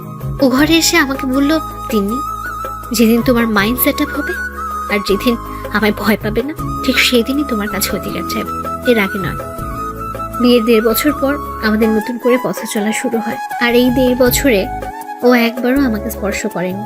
কিন্তু এখন বুঝি কে অপরাধ করেছে আমি ওর কাছে। 1.5 বছরও আমার সবকিছু সহ্য করেছে, এখন পাগলের মতো ভালোবাসে। কি বুঝলে বলো তো, কেন আমি এই কথা বললাম তোমাকে জানো? না, আমি চাই তুমি যাতে এই ভুলটা না করো। হতে পারে তোমাদের বিয়েটা অস্বাভাবিকভাবে হয়েছে, কিন্তু এটা ভুলে যেও না, ঈশান শত হলেও তোমার সারা জীবনের সাথে, তোমার বন্ধু। বৌমনি, ওর নাম আমি শুনতে চাই না, প্লিজ ওর নাম বলো না। পরে আফসোস করো না ইহিতা। কখনোই না, ওর জন্য আফসোস আমি মরে গেলেও করব না। একদিন বুঝবে ঈশানকে, সেদিন খুব বেশি দূরে নয়। আর পাপা আম্মু বাসায় থাকে, তাই আমি চাই অন্তত সবার সামনে তুমি ওর সাথে ভালো ব্যবহার করো, ওর সাথে ঘুমাও। ইম্পসিবল বৌমনি। ইহিতা, এই পরিবারের একটা সম্মান আছে। একটু ভুলের জন্য পাপা কথা শুনবে, ও কথা শুনবে, ঈশান কথা শুনবে, সেটা কি ভালো হবে বলো? তাহলে আমাকে কি ওই স্টুপিডটার সাথে ঘুমাতে হবে? হ্যাঁ ইহিতা, সেটা তুমি না চাইলেও করতে হবে, কিচ্ছু করার নেই। বৌমনি, আমি পারবো না। চলো আমার সাথে। আমি ইহিতাকে হাত ধরে ঈশানের ঘরে নিয়ে যাই। ঈশান তখন ব্যালকনিতে দাঁড়িয়ে বাইরে দেখছিল। আমি ঈশানকে ডাকি, ঈশান এসে দাঁড়ায় আমার সামনে। আমি ইহিতার হাত ঈশানের হাতের উপর রেখে বলি, সারা জীবন দেখে রাখতে পারবে তো? পারবো। Have a nice moment, bye. এই কথা বলে আমি চলে গেলাম দরজা লক করে দিয়ে। আমি তখনই একটা ঈশানের হাতের উপর থেকে আমার হাত সরিয়ে দূরে দাঁড়ালাম। ইহিতা, চিন্তা করো না, আমি কাপুরুষ নই যে তোমায় ছুবো তোমার অনুমতি ছাড়া। ইহিতা কিছু বলল না। ইহিতা বসো, আজকে তোমায় কিছু কথা বলি। না, আমি কিছু শুনতে চাই না তোর মুখ থেকে। শোনা যে দরকার তোমার, বোরিং কিছু বলবো না। এরপর ইহিতা ড্রেসিং টেবিলের সামনে টুলে বসলো আর আমি ইহিতার বিপরীতে সোফায় বসলাম, দূরত্ব কয়েক হাতের। আমি ইহিতার দিকে তাকিয়ে বলি, প্রথম দেখেছিলাম 11ই জানুয়ারি 2013 বিকেল 5:56 এই লন্ডন থেকে এসেছি, বাংলাদেশে 3 দিন হবে। তুমি এসএসসি দিবে। ভাইয়ার সাথে মার্কেটে গিয়েছিলাম বৌমনির জন্য গিফট কিনতে। সিটি ম্যাক্সের পাশের দোকানে ছিলে তুমি। বের হওয়ার সময় তোমার দিকে চোখ যায় আমার। White T shirt, black jeans আর স্ট্রেট করা চুলগুলো একদম খোলা, সাথে তোমার বাবা ছিল। আমি এক দৃষ্টিতে তোমার দিকে তাকিয়েছিলাম। তখন ভাইয়া বলল, এমন করে কি দেখছি? আমি বললাম, একটা পরীকে। তখন ভাইয়া হেসে দিল আর বলল, ওই মেয়ের ডিটেলস আমার জানা, বাসায় চলো বলছি। আমি তখন ভাইয়াকে জিজ্ঞেস করেছিলাম, কিভাবে চিনো? ভাইয়া বলল, আশরাফ চৌধুরী মেয়েকে সবাই চিনে। তখন ভাইয়া সব বলল, তোমার জেদ, তোমার অহংকার, তোমার ডোন্ট কেয়ার অ্যাটিটিউড সম্পর্কে। আমি তখন ভাইয়াকে প্রমিস করেছিলাম ওকে আমি আমার করব। তখন থেকে শুরু হলো আমার ভাবনা তোমায় নিয়ে। যতই ভাবতাম ততই ভালো লাগতো। লন্ডনে আমার রুমে তোমার ছবি লাগানো, সেইগুলো দেখতাম আর ভাবতাম কবে তুমি বড় হবে। যখন আমার পিএইচডি কমপ্লিট হলো তখনই ভাইয়াকে বলে প্ল্যান করে তোমার ভার্সিটিতে যাই। প্রিন্সিপাল স্যার সব জানেন। আর যেদিন তোমায় চর মেরেছিলাম সেই দিন আমি নিজের হাত কেটেছি। এই দেখো। ইহিতার সামনে হাত বাড়িয়ে দিয়ে, বৌমনি খুব বকেছিল সেই দিন যখন তুমি আমার দেওয়া ড্রেসটা কেটে ফেলেছিলে। তখন অনেক রাগ হয় আমার, আর তাই আমি তোমাকে এইভাবে বিয়ে করে নিয়ে আসি।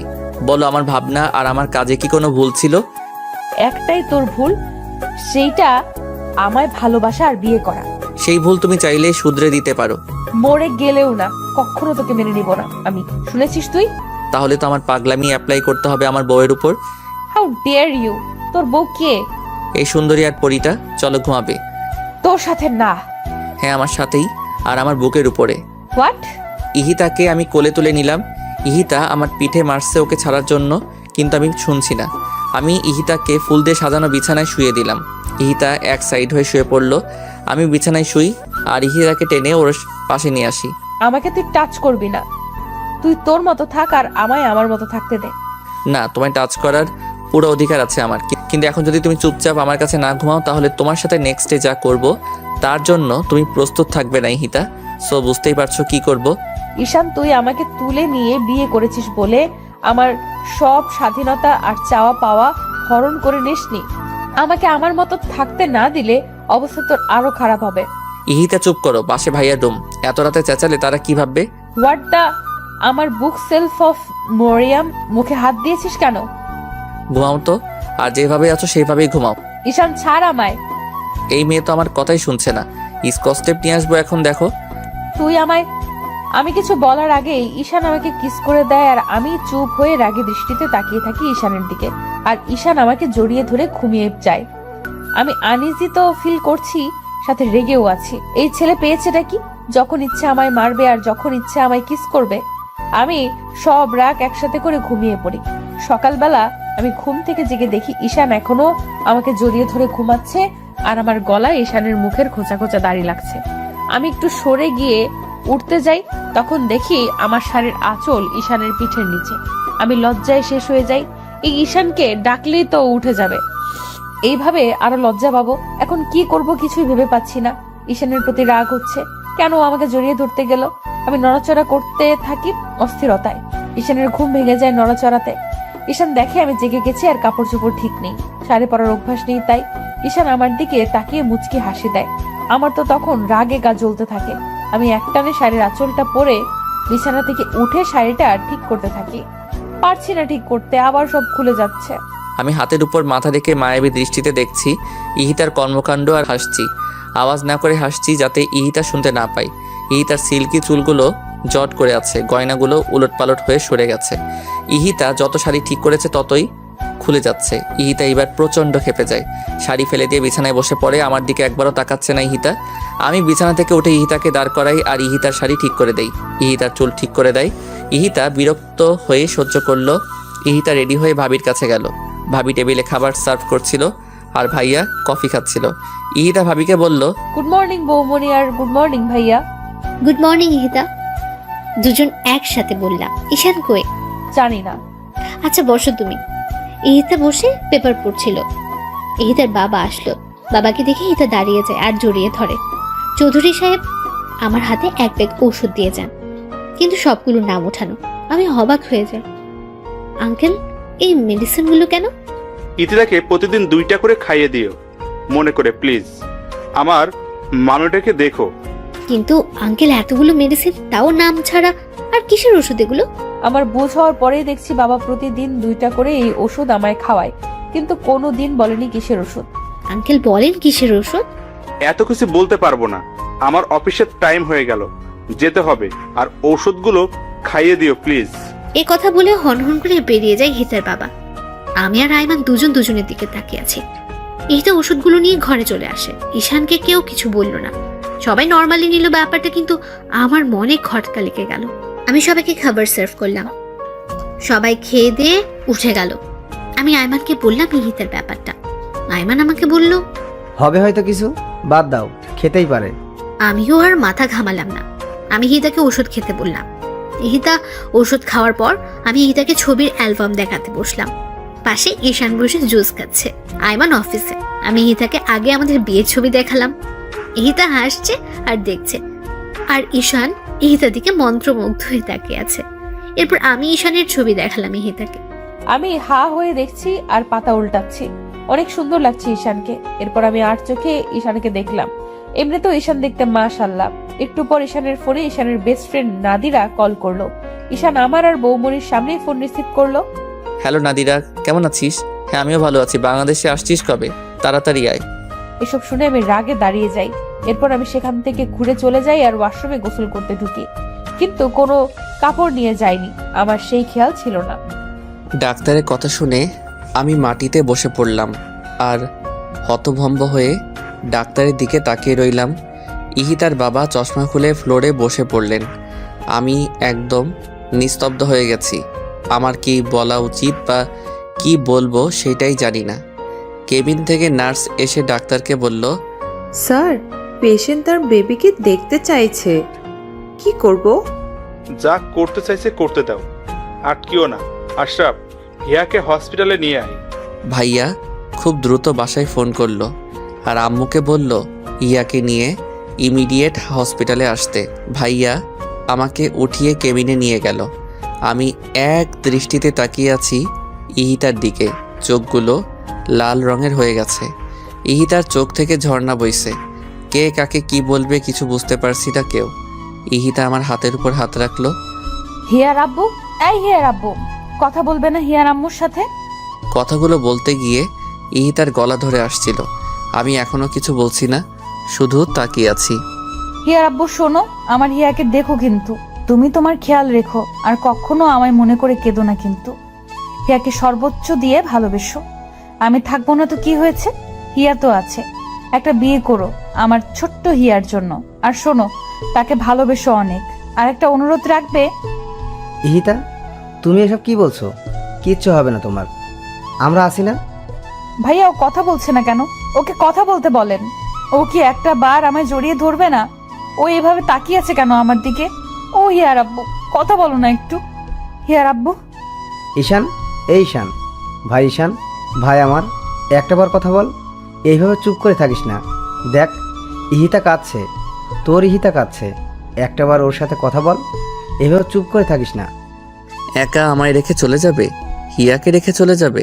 আমার ভালোবাসা তোমার কাছে কিছুই ছিল না?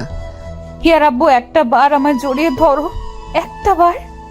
ইহিতা উঠতে চেষ্টা করলো। ভাইয়া ইহিতাকে উঠিয়ে দেয়। ইহিতা আমাকে জড়িয়ে ধরলো। আমিও ইহিতাকে পাগলের মতো জাপটে ধরে আছি। ইহিতার চুলগুলো সব আমার হাতের মুঠো বন্দি হয়ে আছে। কেঁদে দুইজনেই গা ভাসাচ্ছি। ইহিতার আব্বু, ভাইয়া, ভাবি, ডাক্তার, নার্স সবাই কাঁদছে। ভাবি সামনে আগানোর সাহস পাচ্ছে না।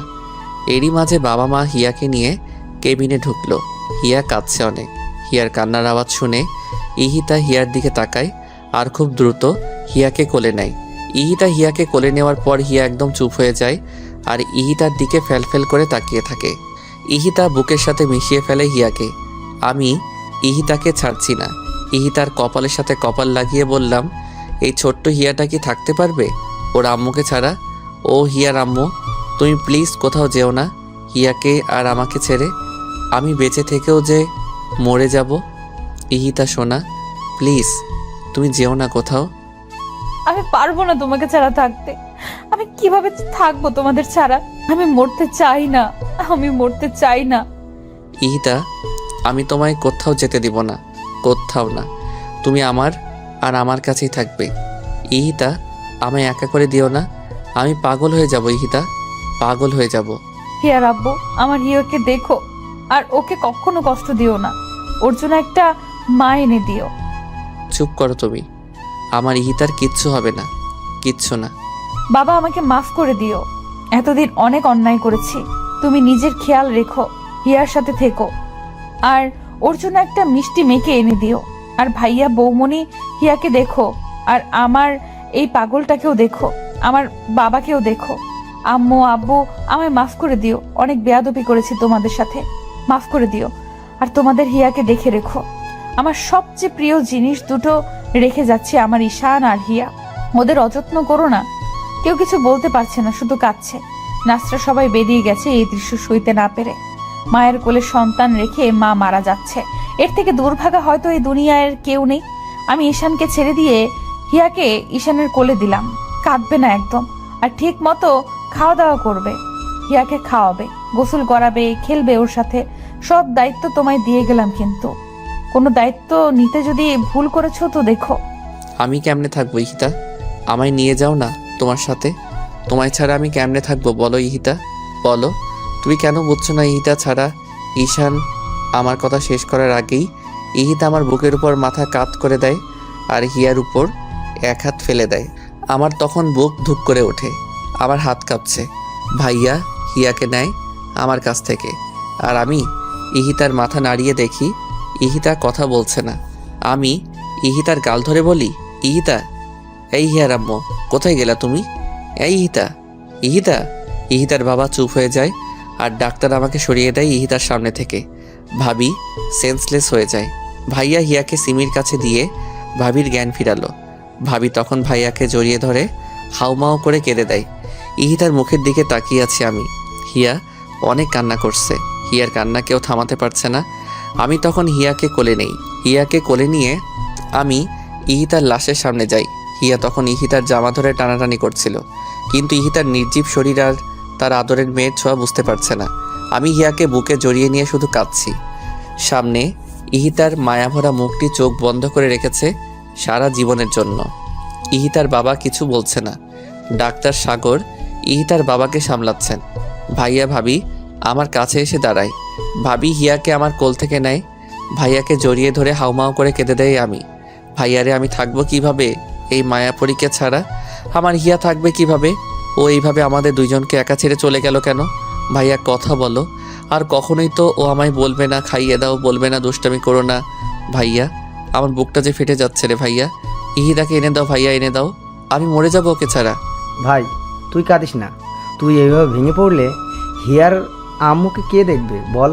এখন তোর উপরে দায়িত্ব কত তুই জানিস না। শক্ত কর নিজেকে।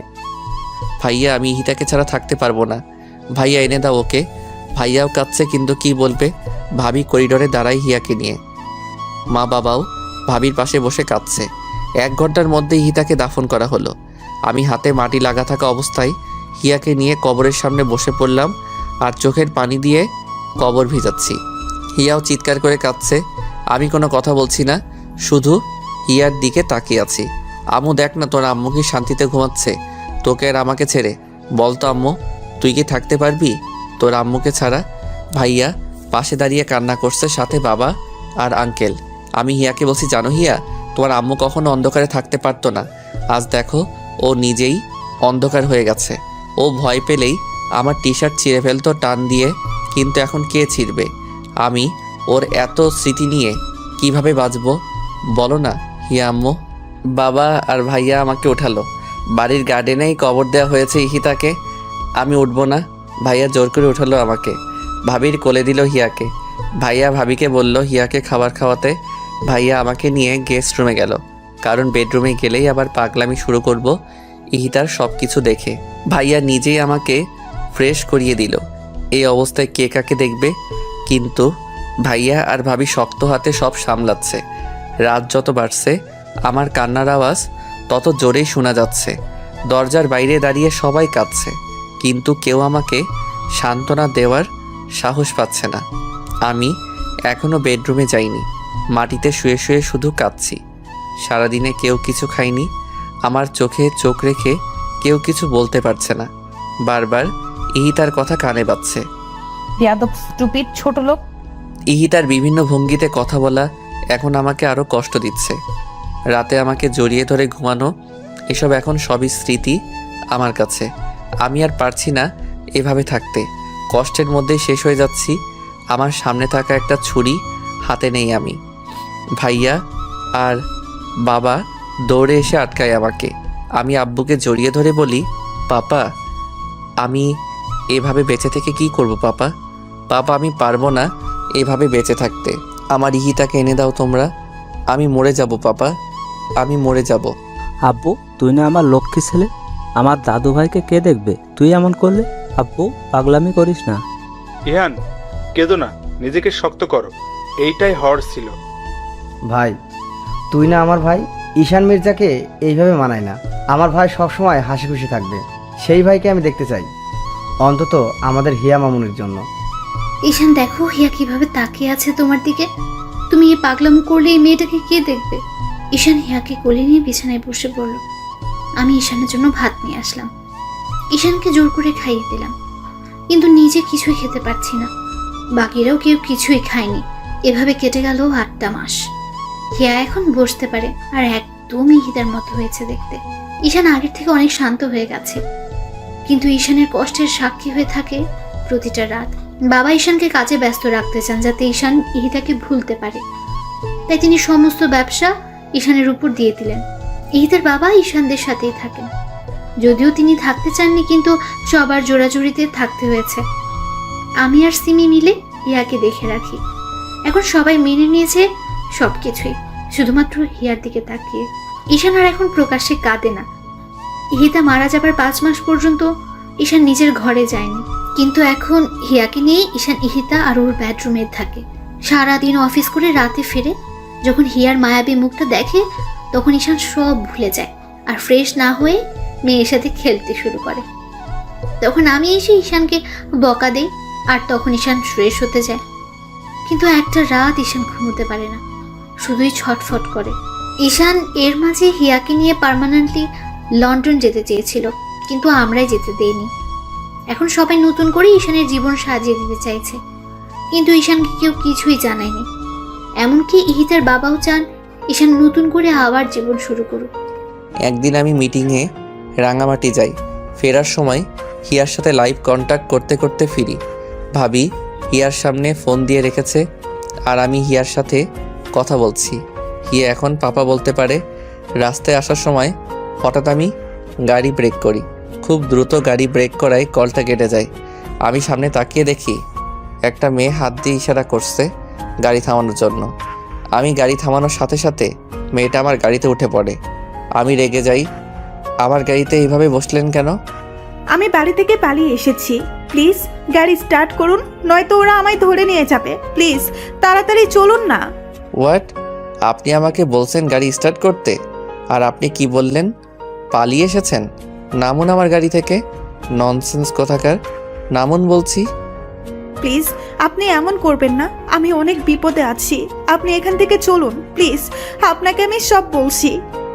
দেখে তো মনে হচ্ছে আজকে আপনার বিয়ে ছিল, তা বিয়ের স্টেজ থেকে কি পালিয়েছেন? প্লিজ আগে তো এখান থেকে চলুন, আপনাকে আমি সব বলছি। আমি গাড়ি স্টার্ট করে সেখান থেকে চলে এলাম। আমি অদ্রিকা, সিঙ্গাপুর থেকে দেশে ফিরেছি 3 দিন হলো। আর এসেই শুনি আমার ফুপি আমার বিয়ে ঠিক করেছেন। আমি বিয়ে করব না বলেই পালিয়ে এসেছি। তা বিয়ে কেন করবেন না? বয়ফ্রেন্ড আছে? আরে না, ওইসব কিছু না, সে অনেক কথা। সরি, আপনাকে আমি ঝামেলায় ফেলে দিলাম। নামবেন কোথায়? কোথায় নামবো জানি না, ঢাকাতে আমার কোনো রিলেটিভ থাকে না। আজীব তো, কোথায় নামবেন জানেন না আর আমার গাড়িতে উঠলেন। যদি কিছু মনে না করেন আপনাকে একটা কথা বলি। হুম। আপনি মেরিন রেজিস্ট্রিতে সাইন করতে পারেন, যাতে আমি আমার ফুপিকে দেখাতে পারি আমি ম্যারিড। কথা দিচ্ছি আপনার কোনো ঝামেলা হবে না। ফুপি ট্রাস্ট করলে আমি আপনাকে ছেড়ে দেব আর আমি বাইরে চলে যাব। লোকটা এই কথা শুনে গাড়ি খুব জোরে ব্রেক করলো আর বলল, কি বললেন আপনি? আসলে আমার ছেলে ফ্রেন্ডদের সবাইকে ফুপি চিনে তো, তাই, নয়তো ওদেরই হেল্প নিতাম। নামুন আমার গাড়ি থেকে, just get down from my car. আমি অদ্রিকাকে রাগে গাড়ি থেকে নামিয়ে দিলাম। অদ্রিকা অসহায়ের মতো তাকিয়েছিল আমার দিকে, কিন্তু আমি এতটাই রেগে গেছি বিয়ের কথা শুনে যা বলার বাইরে। তাই আমি অদ্রিকাকে একা ফেলেই চলে গেলাম। কিছু দূর যাওয়ার পর ভাবি ফোন দেয়। ফোন রিসিভ করে বলো, বৌমণি। আর কতক্ষণ লাগবে আসতে? হিয়া কাঁদছে কিন্তু। ঘন্টাখানেক লাগবে বৌমণি। মেজাজ এত চওড়া কেন? এমনি। বলো কেন? এরপর আমি ভাবিকে সব বললাম। এসব শুনে ভাবি রেগে গেল আমার উপর। কাজটা তুমি ঠিক করলে না ঈশান। ভুল কি করেছি বৌমণি? ওই মেয়ের সাহস হয় কি করে আমার ইহিতার জায়গা চাওয়ার? মেয়েটা নিশ্চয়ই কোনো বিপদে পড়েছে তাই এমন করে বলেছে। তুমি যাও ওকে ফিরিয়ে নিয়ে আসো। আর সেটা আমি বলছি ঈশান। কিন্তু বৌমণি। কোনো কিন্তু না ঈশান, আদ্রিকাকে নিয়ে বাসায় ঢুকবে। ফোন রাখছি আমি। আমি এইবার কন্ট্রোলের বাইরে চলে গেলাম। রাগে গাড়ি ঘোরালাম আর গাড়ির স্পিড 85 কিলোমিটার পার আওয়ার করলাম। আমি যেখানে অদ্রিকাকে নামিয়ে দিয়েছিলাম সেখানে অদ্রিকা বসেছিল। ও কোনো ফোন আনেনি যে কাউকে ফোন করবে, আর কাকেই বা করবে ফোন। এসব ভেবে ভেবে অদ্রিকা পাগল হয়ে যাচ্ছে। আচমকাই আমার গাড়ি অদ্রিকার সামনে থামলো। অদ্রিকা আমাকে বলল, আপনি? গাড়িতে বসেন অ্যান্ড ফার্স্ট, আমায় তাড়াতাড়ি বাসায় যেতে হবে। কিন্তু জাস্ট শাট আপ, যা বলেছি করুন। এরপর অদ্রিকা গাড়িতে বসলো। আমি অদ্রিকাকে পেছনে বসতে বললাম। অদ্রিকা চুপচাপ বসে আছে। প্রায় 2.25 ঘন্টা পর আমি বাসায় আসলাম। আমার বাসা দেখে অদ্রিকা অবাক হলো। এত সুন্দর আর এত বড় বাসা? আমি আগে আগে চলে গেলাম আর অদ্রিকা পিছু পিছু আসলো। ভাবি ড্রয়িং রুমে বসে হীরার সাথে খেলছিল, সাথে সিমি ছিল। আমি এসে আগে হিয়াকে কোলে নিয়ে চুমু খেলাম। ভাবি অদ্রিকাকে জিজ্ঞেস করলো, Adrika, am I right? Adrika ভ্যাবাচিকা খেয়ে গেল আমার কথা শুনে। জি, কিন্তু আপনি জানলেন কিভাবে? ঈশান ফোনে বলেছে। ও, আসলে আমি জানতাম না উনি বিবাহিত আর আপনার মতো কিউট একটা ওয়াইফ আছে।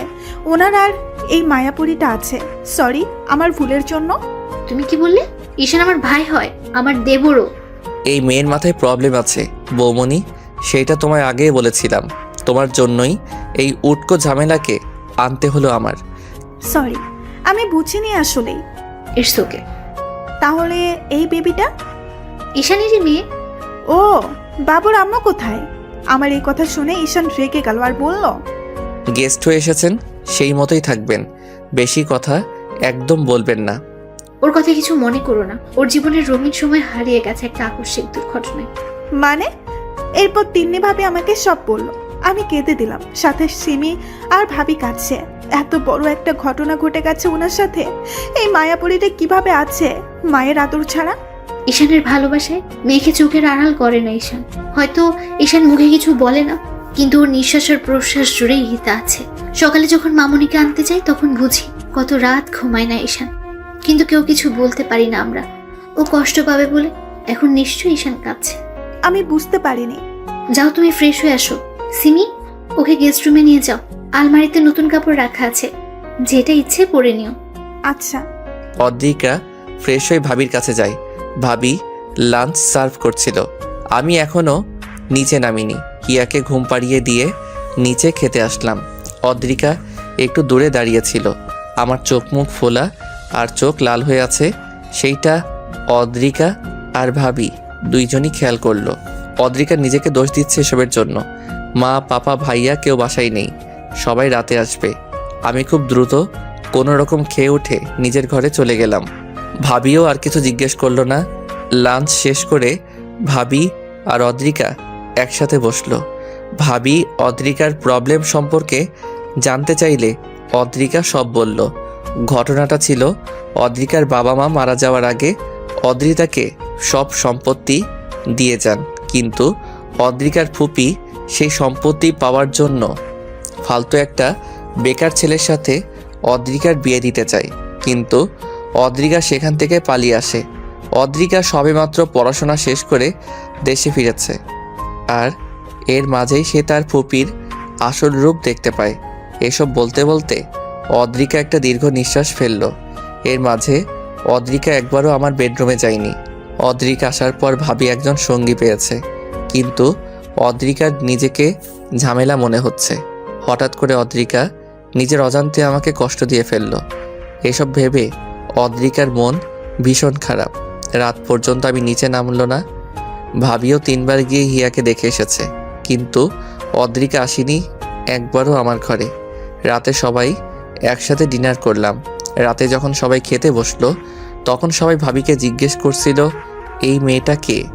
এরপর ভাবি অদ্রিকার সব কথা বলল সবাইকে। আমি চুপচাপ খাচ্ছি, আর হিয়া সিমির কোলে। অদ্রিকাকে দেখে হিয়া অদ্রিকার কোলে আসতে চাইছে। অদ্রিকাও ছটফট করছে হিয়াকে কোলে নেওয়ার জন্য। এরপর অদ্রিকা খাওয়া শেষ না করেই হিয়াকে কোলে নিল। হিয়াকে কোলে নেওয়ার পর হিয়া অদ্রিকার চুল ধরে হেসে দেয়। অদ্রিকা হিয়াকে চুমু দিল। এরপর হিয়াকে কোলে নিয়ে খাওয়া শেষ করলো অদ্রিকা। সবাই হিয়ার দিকে তাকিয়েছিল। কতটা খুশি হয়েছে হিয়া অদ্রিকাকে পেয়ে। আমি খাওয়া শেষ করেই হিয়াকে নিয়ে উপরে চলে গেলাম। হিয়া তখন কেঁদে দিল, কিন্তু আমি হিয়াকে থামাতে থামাতে উপরে উঠে গেলাম। অদ্রিকার মন খারাপ হয়ে গেল আমার এমন ব্যবহারে। অদ্রিকাকে তখন ভাবি বলল, কিছু মনে করো না। না বৌমনি। রাতে আমি গেস্ট রুমে ঘুমিয়ে পড়লাম। খাওয়া দাওয়া শেষ করে ইতিহার বাবা, ইহানের মা, ঈশানের পাপা, ভাবি আর ভাইয়াকে ডাকলো। মেয়েটা তো ভালোই বৌমা। হ্যাঁ মা, অনেক হাসি খুশি একটা মেয়ে। দেখতেও অনেক সুন্দরী, আর হায়ার এডুকেশনও।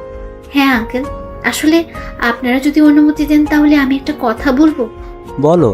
আজকে হিয়া আদ্রিকার কোলে অনেক খুশি ছিল। মনে হলো আদ্রিকাকে ও আগে থেকেই চেনে, আর ঈশানের সারাটা জীবন পড়ে আছে। তাই আমি চাইছি যদি আদ্রিকা রাজি থাকে তাহলে ঈশানের সাথে আদ্রিকার বিয়ে দিলে কেমন হয়? বৌমা, আমরাও এই কথাটাই ভাবছিলাম। ছেলেটার কত একা থাকবে, ওর তো একটা চাওয়া পাওয়া আছে, আর ওর মন থেকে ইহিতার স্মৃতি মুছার জন্য একটা ওয়ে দরকার, আর এইটা হচ্ছে অদ্রিকার মতো ভালো আর রুচিশীল একটা মেয়ের সঙ্গ। হ্যাঁ ব্যয়, আপনি ঠিক কথাই বলেছেন। কিন্তু পাপা, ঈশান তো রাজি হবে না, আর ও চাইবে না আবার বিয়ে করতে। জানি আইমান, কিন্তু ওকে তো রাজি করাতে হবে, নয়তো এই ছোট মেয়েটা তো মায়ের আদর থেকে সারা জীবন বঞ্চিত হবে। ঈশানকে বলে দেখবো আমরা কালকে সন্ধ্যায়, বলবো যখন ও বাসায় আসবে। পাপা, আমিও একটু খোঁজ নিই অদ্রিকার, কালকের মধ্যেও খোঁজ নিচ্ছি আমি। সেইটাই ভালো। আমি হিয়াকে ঘুম পাড়িয়ে বারান্দায় দাঁড়িয়ে আছি। আমার কিছুতেই ঘুম আসছে না। এই বারান্দায় দাঁড়িয়ে কত মজা করেছে আমি আর ইহিতা, সেসব ভেবেই কাঁদছি। বারবার মনে হয় এই বুঝি ইহিতা ফিরে আসবে আর বলবে আমি এসে গেছি। তো আর কত কাঁদবে। তার 8 মাসের ছোট্ট মেয়েটা মাত্র 7 দিনে পেয়েছে মায়ের আদর। আরও একটা নির্ঘুম রাতের সমাপ্তি হলো আমার। সকালে রেডি হয়ে টেবিলে আসলাম ব্রেকফাস্ট করার জন্য। ওয়ালেটের ঘড়ি নিয়েছো ঈশান? নিশ্চয়ই নাওনি। সরি বৌমনি, ভুলে গেছি। আমি নিয়ে আসছি। তোমায় যেতে হবে না, আমি নিয়ে আসছি। ফাইল নিয়েছো সব? হ্যাঁ, ভাবি আমার ঘরে গিয়ে সব নিয়ে আসলো। হিয়া অদ্রিকার সাথে সোফায় বসে খেলছে। আমি হিয়াকে দেখছি, হিয়া কতটা খুশি। আমি নাস্তা করে হিয়াকে আদর করে চলে গেলাম। হিয়াকে নিয়ে খেলতে খেলতে অদ্রিকা আমার ঘরে গেল। দেয়ালে শুধুই ইতিহার ছবি আর হিয়ার ছবি। ইতিহার ব্যবহার করা পারফিউমটাও দেখতে পেলাম। অনেক সুন্দর ঈশানের রুমটা, কিন্তু সব জায়গাতেই শোকের অনেক বড় একটা ছাপ। আমি চলে আসলাম ঈশানের রুম থেকে। আমার জামা কাপড় গোছাচ্ছি হিয়াকে সিমের কোলে দিয়ে। আমি চলে যাব, কারণ আমি চাই না ঈশান আবার কষ্ট পাক আমার জন্য। তিন্নি ভাবি আমাকে খুঁজতে যখন গেস্ট রুমে আসলো, তখন দেখলো আমি রেডি হচ্ছি। কি ব্যাপার, কোথায় যাচ্ছ? আমি অবাক হয়ে আদ্রিকাকে জিজ্ঞেস করলাম। বৌমনি, চলে যাচ্ছি। একটা দিন তো আপনাদের অনেক কষ্ট দিলাম, আর কত। বুঝলাম, তা যাবেন কোথায়? সিঙ্গাপুরেই চলে যাব। ব্যাংকে ক্যাশ যা আছে সেইগুলো নিয়ে। ফুপি তো ভেঙেই ফেলেছে সব। আর আপনাদেরকেই বা কতদিন কষ্ট দিব এভাবে আগাছা হয়ে থেকে? যদি পার্মানেন্ট করে রাখি তো? মানে? হিয়ার সবচেয়ে ভালো আম্মু হয়ে দেখাবা, পারবা না? তার মানে? তুমি যদি রাজি থাকো তাহলে আমার ভাইয়ের বউ বানাবো তোমাকে। ঈশানের দায়িত্ব আর মামুনির দায়িত্ব সব নিজের হাতে সামলাতে হবে। আমি ফ্রেশ হয়ে এসে দেখি অদ্রিকা খাটে বসে ঝিমাচ্ছে। আমি শুধু তাকিয়েই রইলাম অদ্রিকা কী করে এটা দেখার আশায়। আমি টাওয়েল সোফার উপর রেখে অদ্রিকার দিকে তাকিয়ে আছি আর হাসছি। অদ্রিকা বসে বসে কিভাবে ঝিমাচ্ছে এইটা দেখে এক পর্যায়ে আমি জোরে হেসে দেই, আর অদ্রিকা চোখ তুলে দেখে আমি হাসছি। অদ্রিকা দাঁড়িয়ে গিয়ে জিজ্ঞেস করে, হাসছেন কেন? মুরগির মতো ঝিমালে তো হাসবই। আমি মুরগি? চোখ রাঙান কেন? হাসেন কেন? তর্ক বাদ দিন। ঘুম পেয়েছে, ঘুমিয়ে যাবেন, কথা শেষ। আপনার মতোই তো, যখন যা মন চাই করি নাকি? ঝগড়া করবেন না তো। লাঞ্চে কি খাবেন বলুন? যা রান্না করে বৌমনি সেটাই। আপনি কি খাবেন সেটা বলুন। বিরিয়ানি হলে ভালো হয়। আচ্ছা, করে দিচ্ছি। তাই নাকি? তো কি মনে হয়, পারি না নাকি? না, অনেক পারেন। ইয়েস। হিয়ার পাশে বসুন। আচ্ছা। অদ্রিকা রান্না করতে গেল। আমি হিয়ার পাশে বসে ফোন টিপছিলাম। লাঞ্চে আমি ঈশানকে ডাকলাম, আর ঈশান খেতে এলো। খাওয়া দাওয়া শেষ করে টিভি দেখতে বসলো ঈশান। প্রায় 2 ঘন্টা টিভি দেখিয়ে ঘুমিয়ে পড়লো। সন্ধ্যায় ঘুম থেকে উঠে ঈশান হিয়ার সাথে খেললো। সারাদিন হেসে খেলেই গেল ঈশানের। রাতে ঘুমানোর সময় আমি ঈশানকে বললাম, খাটে শুবেন ঠিক আছে, কিন্তু হিয়ার উপরে হাত তুলে দেন কেন? ব্যথা পায় না?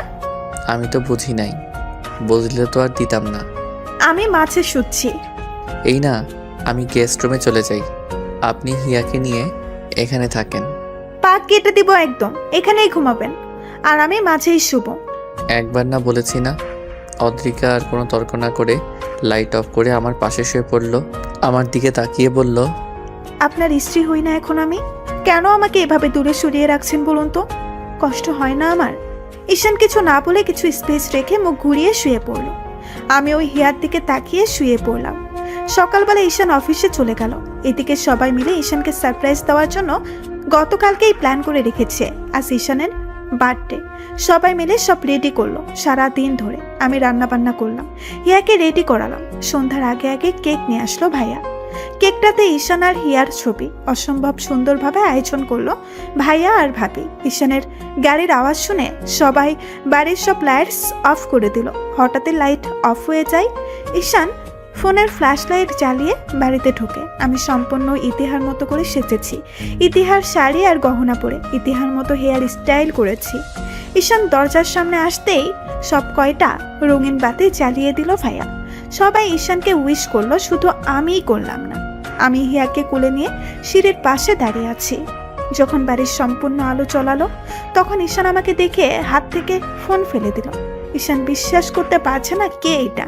ঈশান দৌড়ে আমার সামনে আসে আর বাহু ধরে পা থেকে মাথা পর্যন্ত সব দেখে স্পষ্ট স্বরে বলে, ইহিতা তুমি? শুভ জন্মদিন মাই লাইফ।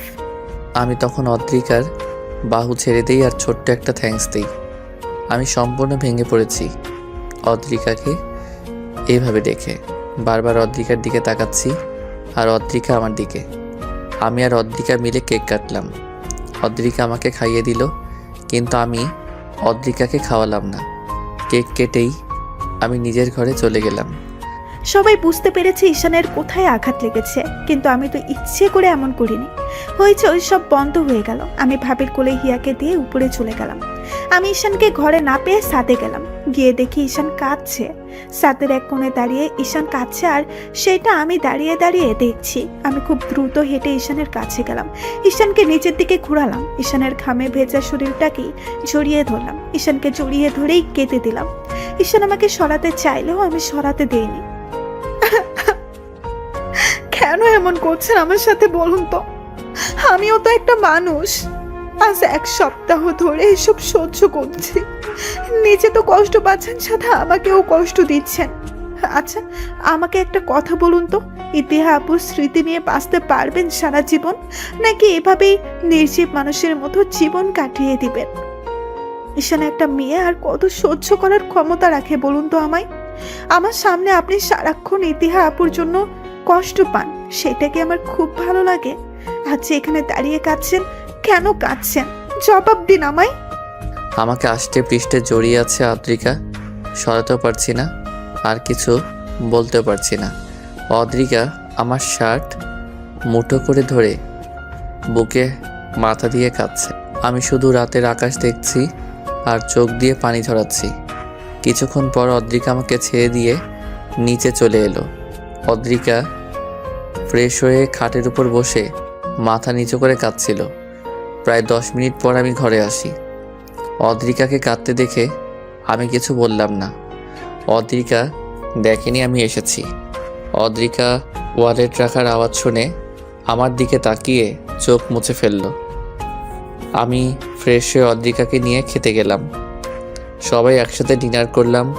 অদ্রিকা খাবার নাড়াচাড়া করে কিছু মুখে না দিয়েই ইয়াকে নিয়ে গেস্ট রুমে ঘুমাতে গেল।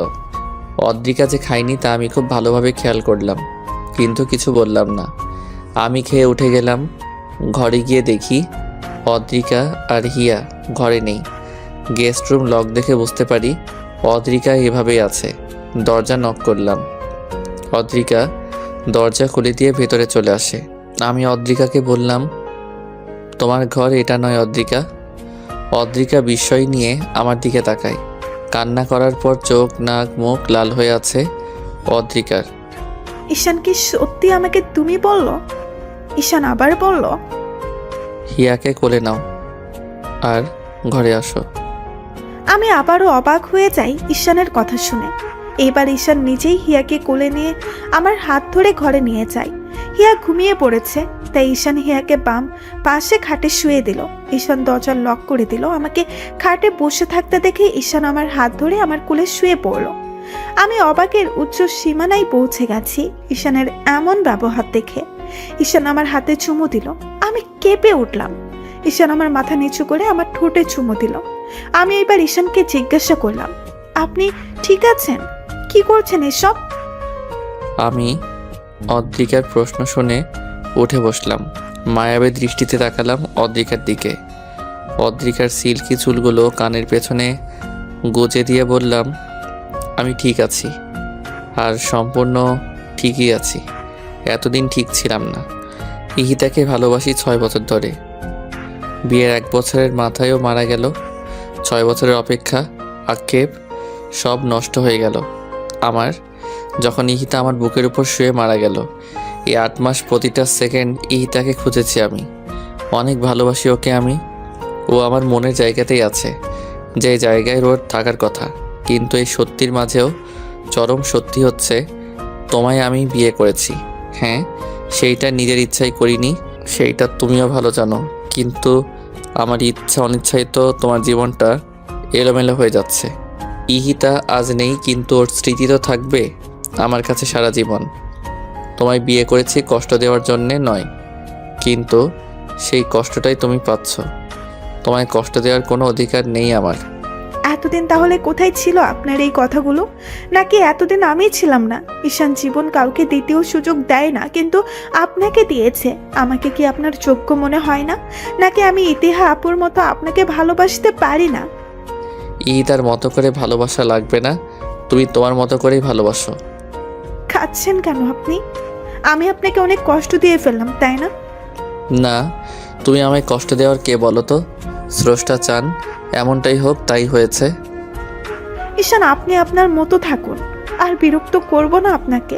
আমি জানি আপনি কতটা ভালোবাসেন ইতিহা আপুকে, যার কারণে এসব আপনি মেনে নিতে পারছেন না। সমস্যা নেই, এভাবেই থাকবো আমি সারা জীবন। শুধু আপনার সাথে থাকতে দিলেই হবে, আর কিচ্ছু লাগবে না। ঘুম পেয়েছে, ঘুমাবো। অদ্রিকা পিছু হাঁটতে নিলে আমি অদ্রিকাকে এক টানে নিজের কাছে নিয়ে আসি। অদ্রিকার মাথা আমার বুকের সাথে বাড়ি খায়, চুলগুলো খুলে গেছে। আমি অদ্রিকাকে বললাম, ইহিত আমার অতীত আর তুমি বর্তমান। মানুষ বর্তমানকে নিয়ে বাঁচতে পারে, অতীতকে নিয়ে নয়। অতীত মানুষকে তিলে তিলে নিঃস্ব করে দেয়।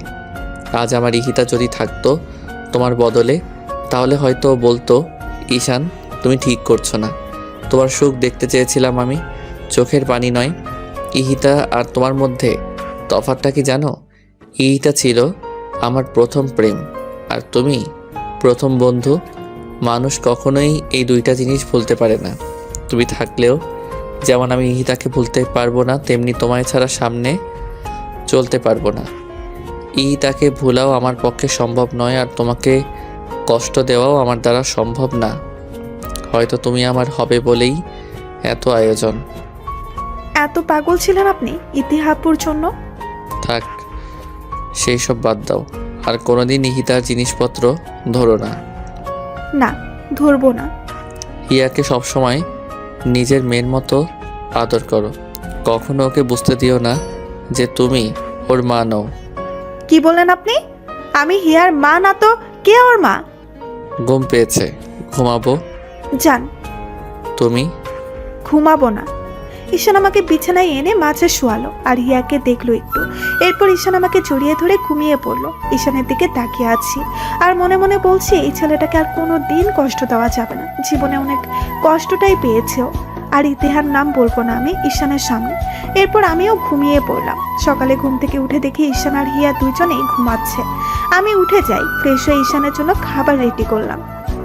আমি আজ আদ্রিকার মুখে অন্যরকম খুশির ঝলক দেখতে পাচ্ছি। রান্নাঘরে গিয়ে আদ্রিকাকে জিজ্ঞেস করলাম, ব্যাপার কি? লোভ পাইট নাকি অন্য কিছু? কিছুই না বৌমনি। ঈশান কই? ঘুমান। উঠে নেই? না। দেখে দাও, অফিসে যাবে না? কটা বেজে গেছে? হ্যাঁ বৌমনি, যাচ্ছি। তুমি একটু দেখো এগুলো। আমি রান্নাঘর থেকে বেরিয়ে দেখলাম ঈশান নামছে হিয়াকে কোলে নিয়ে। আমি এগিয়ে গিয়ে হিয়াকে কোলে নিলাম। ঈশানকে জিজ্ঞাসা করলাম, অফিসে যাবেন না? না। কেন? পরে বলবো। জুস দিয়ে যাও। দিচ্ছি। শরীর খারাপ না তো আবার? আরে না, হিয়াকে দিয়ে যাও আমার কাছে। অদ্রিকা আমাকে জুস এনে দিল। আমি পিয়াকে ফোন করে বললাম, আগামী 7 দিন সে অফিসে যাব না। সব যেন ম্যানেজ করে ম্যানেজার আর ও মিলে। অদ্রিকা আমাকে জিজ্ঞেস করলো, 7 দিন যাবেন না কেন? বলবো তো। ব্রেকফাস্ট সার্ভ করো। করছি, আসেন। সবাই মিলে একসাথে ব্রেকফাস্ট খেতে বসলাম। ঈশান খাবার মাঝে সবাইকে বলল, আমি আজ রাতের ফ্লাইটে কক্সবাজার যাচ্ছি অদ্রিকা আর হিয়াকে নিয়ে। সবাই অবাক হয়ে গেল, সাথে অদ্রিকাও। আমরাও ভাবছিলাম তোর বাইরে যাওয়া দরকার, দেশের বাইরে যা। না ভাইয়া, হিয়া বড় হলে বাইরে যাওয়ার প্ল্যান করব। অফিসে তাহলে আমি বসছি, তুই ঘুরে আয়। হুম। ঈশান আমাকে নিয়ে ঘুরতে যাবে এই কথা ভেবেই আমি লাফাচ্ছি। ব্রেকফাস্ট টেবিল থেকে হিয়াকে নিয়ে ঘরে গেলাম। ঈশান খাওয়া শেষ করে ঘরে এলো। ঈশানকে দেখে আমি ঈশানের কাছে এগিয়ে যাই, হিয়াকে কোলে নিয়ে। ঈশানকে জিজ্ঞাসা করলাম, আমরা কি সত্যি আউটিংয়ে যাচ্ছি? হুম। বিশ্বাস হচ্ছে না। হিয়াকে আমার কাছে দিয়ে তুমি রেডি হও, বিশ্বাস হওয়া লাগবে না। যাবো তো রাতে, এখন কিসের রেডি? কিছু লাগলে বলো, অর্ডার করে দেই। আর কাপড় গোছাতে হবে না? হ্যাঁ, তা তো হবেই। সেগুলোই করো এখন, আমি হিয়াকে দেখছি। আচ্ছা, আমি যাওয়ার জন্য সম্পূর্ণ তৈরি। সন্ধ্যার পর ঈশান আমি হিয়াকে নিয়ে রেডি হয়ে নিচে নামলাম। ঈশান হোয়াইট শার্ট আর ব্ল্যাক জিন্স পরেছে, আমি ব্ল্যাক শাড়ি আর গা ভর্তি গহনা। হিয়াকে আমি টি শার্ট আর শর্ট পরিয়েছি। আমাদের দেখতে ভীষণ সুন্দর লাগছে। সবার কাছ থেকে বিদায় নিয়ে ঈশান এয়ারপোর্টের উদ্দেশ্যে রওনা দিল। ড্রাইভার গাড়ি চালাচ্ছে আর আমরা পেছনে বসে আছি। ঈশানের কোলে হিয়া। ঈশান হিয়ার সাথে কত কথা বলছে, আমি সেই কথাগুলো মনোযোগ দিয়ে শুনছি আর হাসছি। ঈশান আমার দিকে এক নজর তাকিয়ে আবার হিয়ার সাথে মজা করা শুরু করে। 1 ঘন্টা পর ঈশান এয়ারপোর্টে গিয়ে পৌঁছালো আর সব ফর্মালিটি মেনটেন করে প্লেনে উঠলো আমাদের নিয়ে। বিমান ফ্লাই হবার পর বেশিক্ষণ লাগেনি কক্সবাজার পৌঁছাতে। মধ্যরাতে হিয়াকে আর আমাকে নিয়ে ঈশান বুক করা হোটেলে ওঠে। হোটেল রুমে গিয়ে ঈশান হিয়াকে বিছানায় শুয়ে দেয়, কারণ হিয়া ঘুমিয়ে গেছে। এরপর ঈশান আর আমি ফ্রেশ হই। ঈশান কফি খাচ্ছিল, তখন আমি ভেজা চুল নিয়ে ঈশানের পাশে দাঁড়ালাম। ঈশান কফির মগটা রেখে আমার সামনে এলো, আমার কাঁধে হাত রেখে বলল, এত রাতে গোসল না করলেও পারতে, ঠান্ডা লেগে যাবে। করে ফেললাম। একা একা কফি খাচ্ছেন কেন? তোমারও আছে, ড্রেসিংয়ের উপরে দেখো। নিয়ে আসছি। আমরা দুইজন মিলে কফি খেলাম আর গল্প করলাম অনেক। ঈশান বেশিরভাগই ইতিহার কথা বলেছে, কিন্তু আমার রাগ হয়নি, বরং আরও জানার আগ্রহ বেড়েছে। প্রায় ভোর, তখন আমি আর ঈশান ঘুমাতে চাই। দুইজন একসাথেই শুয়ে পড়লাম। ঈশান আমার হাত ধরে ঘুমিয়ে যায় আর আমি হিয়ার উপরে হাত রেখে শুয়ে পড়ি। সকালে ঘুম থেকে জেগে দেখি অদ্রিকা এখনো ওঠেনি। আমি এক দৃষ্টিতে তাকিয়ে আছি অদ্রিকার দিকে। অদ্রিকা আড়মোড়া ভেঙে জেগে দেখে আমি হাতের উপর মাথা দিয়ে অদ্রিকার দিকে তাকিয়ে আছি। আমি তো খেয়াল করিনি অদ্রিকা জেগে গেছে। অদ্রিকা আমার নাকের মাথা ধরে খুব জোরে একটা টান দেয় আর উঠে যায়। আমি নাক আঙ্গুলে ধরে বসে থাকি। অদ্রিকা ফ্রেশ হয়ে এসে দেখে আমি ওইভাবেই নাক ধরে বসে আছি। অদ্রিকা আমার সামনে যাওয়ার সাথে সাথেই আমি অদ্রিকাকে টান দিয়ে বিছানায় ফেলে দেই আর অদ্রিকার হাত চেপে ধরি। অদ্রিকা হতভম্ব হয়ে যায়। আমি অদ্রিকার নাকের উপর নাক রেখে বললাম, আমার নাক ধরে টান দিয়েছ, এর শাস্তি কি হতে পারে জানো? যাই হোক, আমি নিতে প্রস্তুত। রাতে দিব, এখন নয়। ইয়া উঠে গেছে, চলো বাইরে থেকে ঘুরে আসি। আগে তো আমি উঠতে দিন, নইলে কিভাবে উঠবো? আচ্ছা উঠো। আমি টি শার্ট আর ট্রাউজার পরে হিয়া আর অদ্রিকাকে নিয়ে বের হই। অদ্রিকা জিন্স টি শার্ট আর লং কোটি পরেছে, চুলগুলো ছাড়া। আমার কোলে হিয়া আর অদ্রিকা আমার হাত জড়িয়ে ধরে আছে। সি বিচে গিয়ে দুইজন মিলে অনেক আনন্দ করলাম। অনেকক্ষণ মজা করে দুইজন হোটেলে ফিরে এলো। ফ্রেশ হয়ে বেলকনিতে দাঁড়িয়ে রইল অদ্রিকা। আমি পিছু গিয়ে অদ্রিকাকে জড়িয়ে ধরলাম। অদ্রিকা কেঁপে উঠল। অদ্রিকা পেছন থেকে ঘুরে তাকালো আমার দিকে। আমার চোখে মুখে স্পষ্ট হয়ে উঠেছে অদ্রিকাকে কাছে পাওয়ার আকুলতা। অদ্রিকা বিছানায় তাকিয়ে দেখছে হিয়া ঘুমিয়ে আছে। অদ্রিকা আমার গলা জড়িয়ে ধরল। আমার নিঃশ্বাস পড়ছে অদ্রিকার চোখে আর মুখে। অদ্রিকা বলল, বাবুর 1 বছর হতে আর বেশি দিন বাকি নেই। আমি চাই হিয়ার জন্মদিন ধুমধাম করে উদযাপন করা হোক, আর ইতিহা আপুর মৃত্যুবার্ষিকী গ্রামে করব, এখানে নয়। আমিও তাই ভাবছিলাম। হিয়ার 1 বছর পূর্ণ হওয়ার দিন থেকে ঠিক 7 দিন পরেই তো ইহিতার মৃত্যুবার্ষিকী। এই জায়গায় কতদিন থাকছি? মাত্রই তো আসলাম, এখনই যাওয়ার চিন্তা করলে কিভাবে হবে?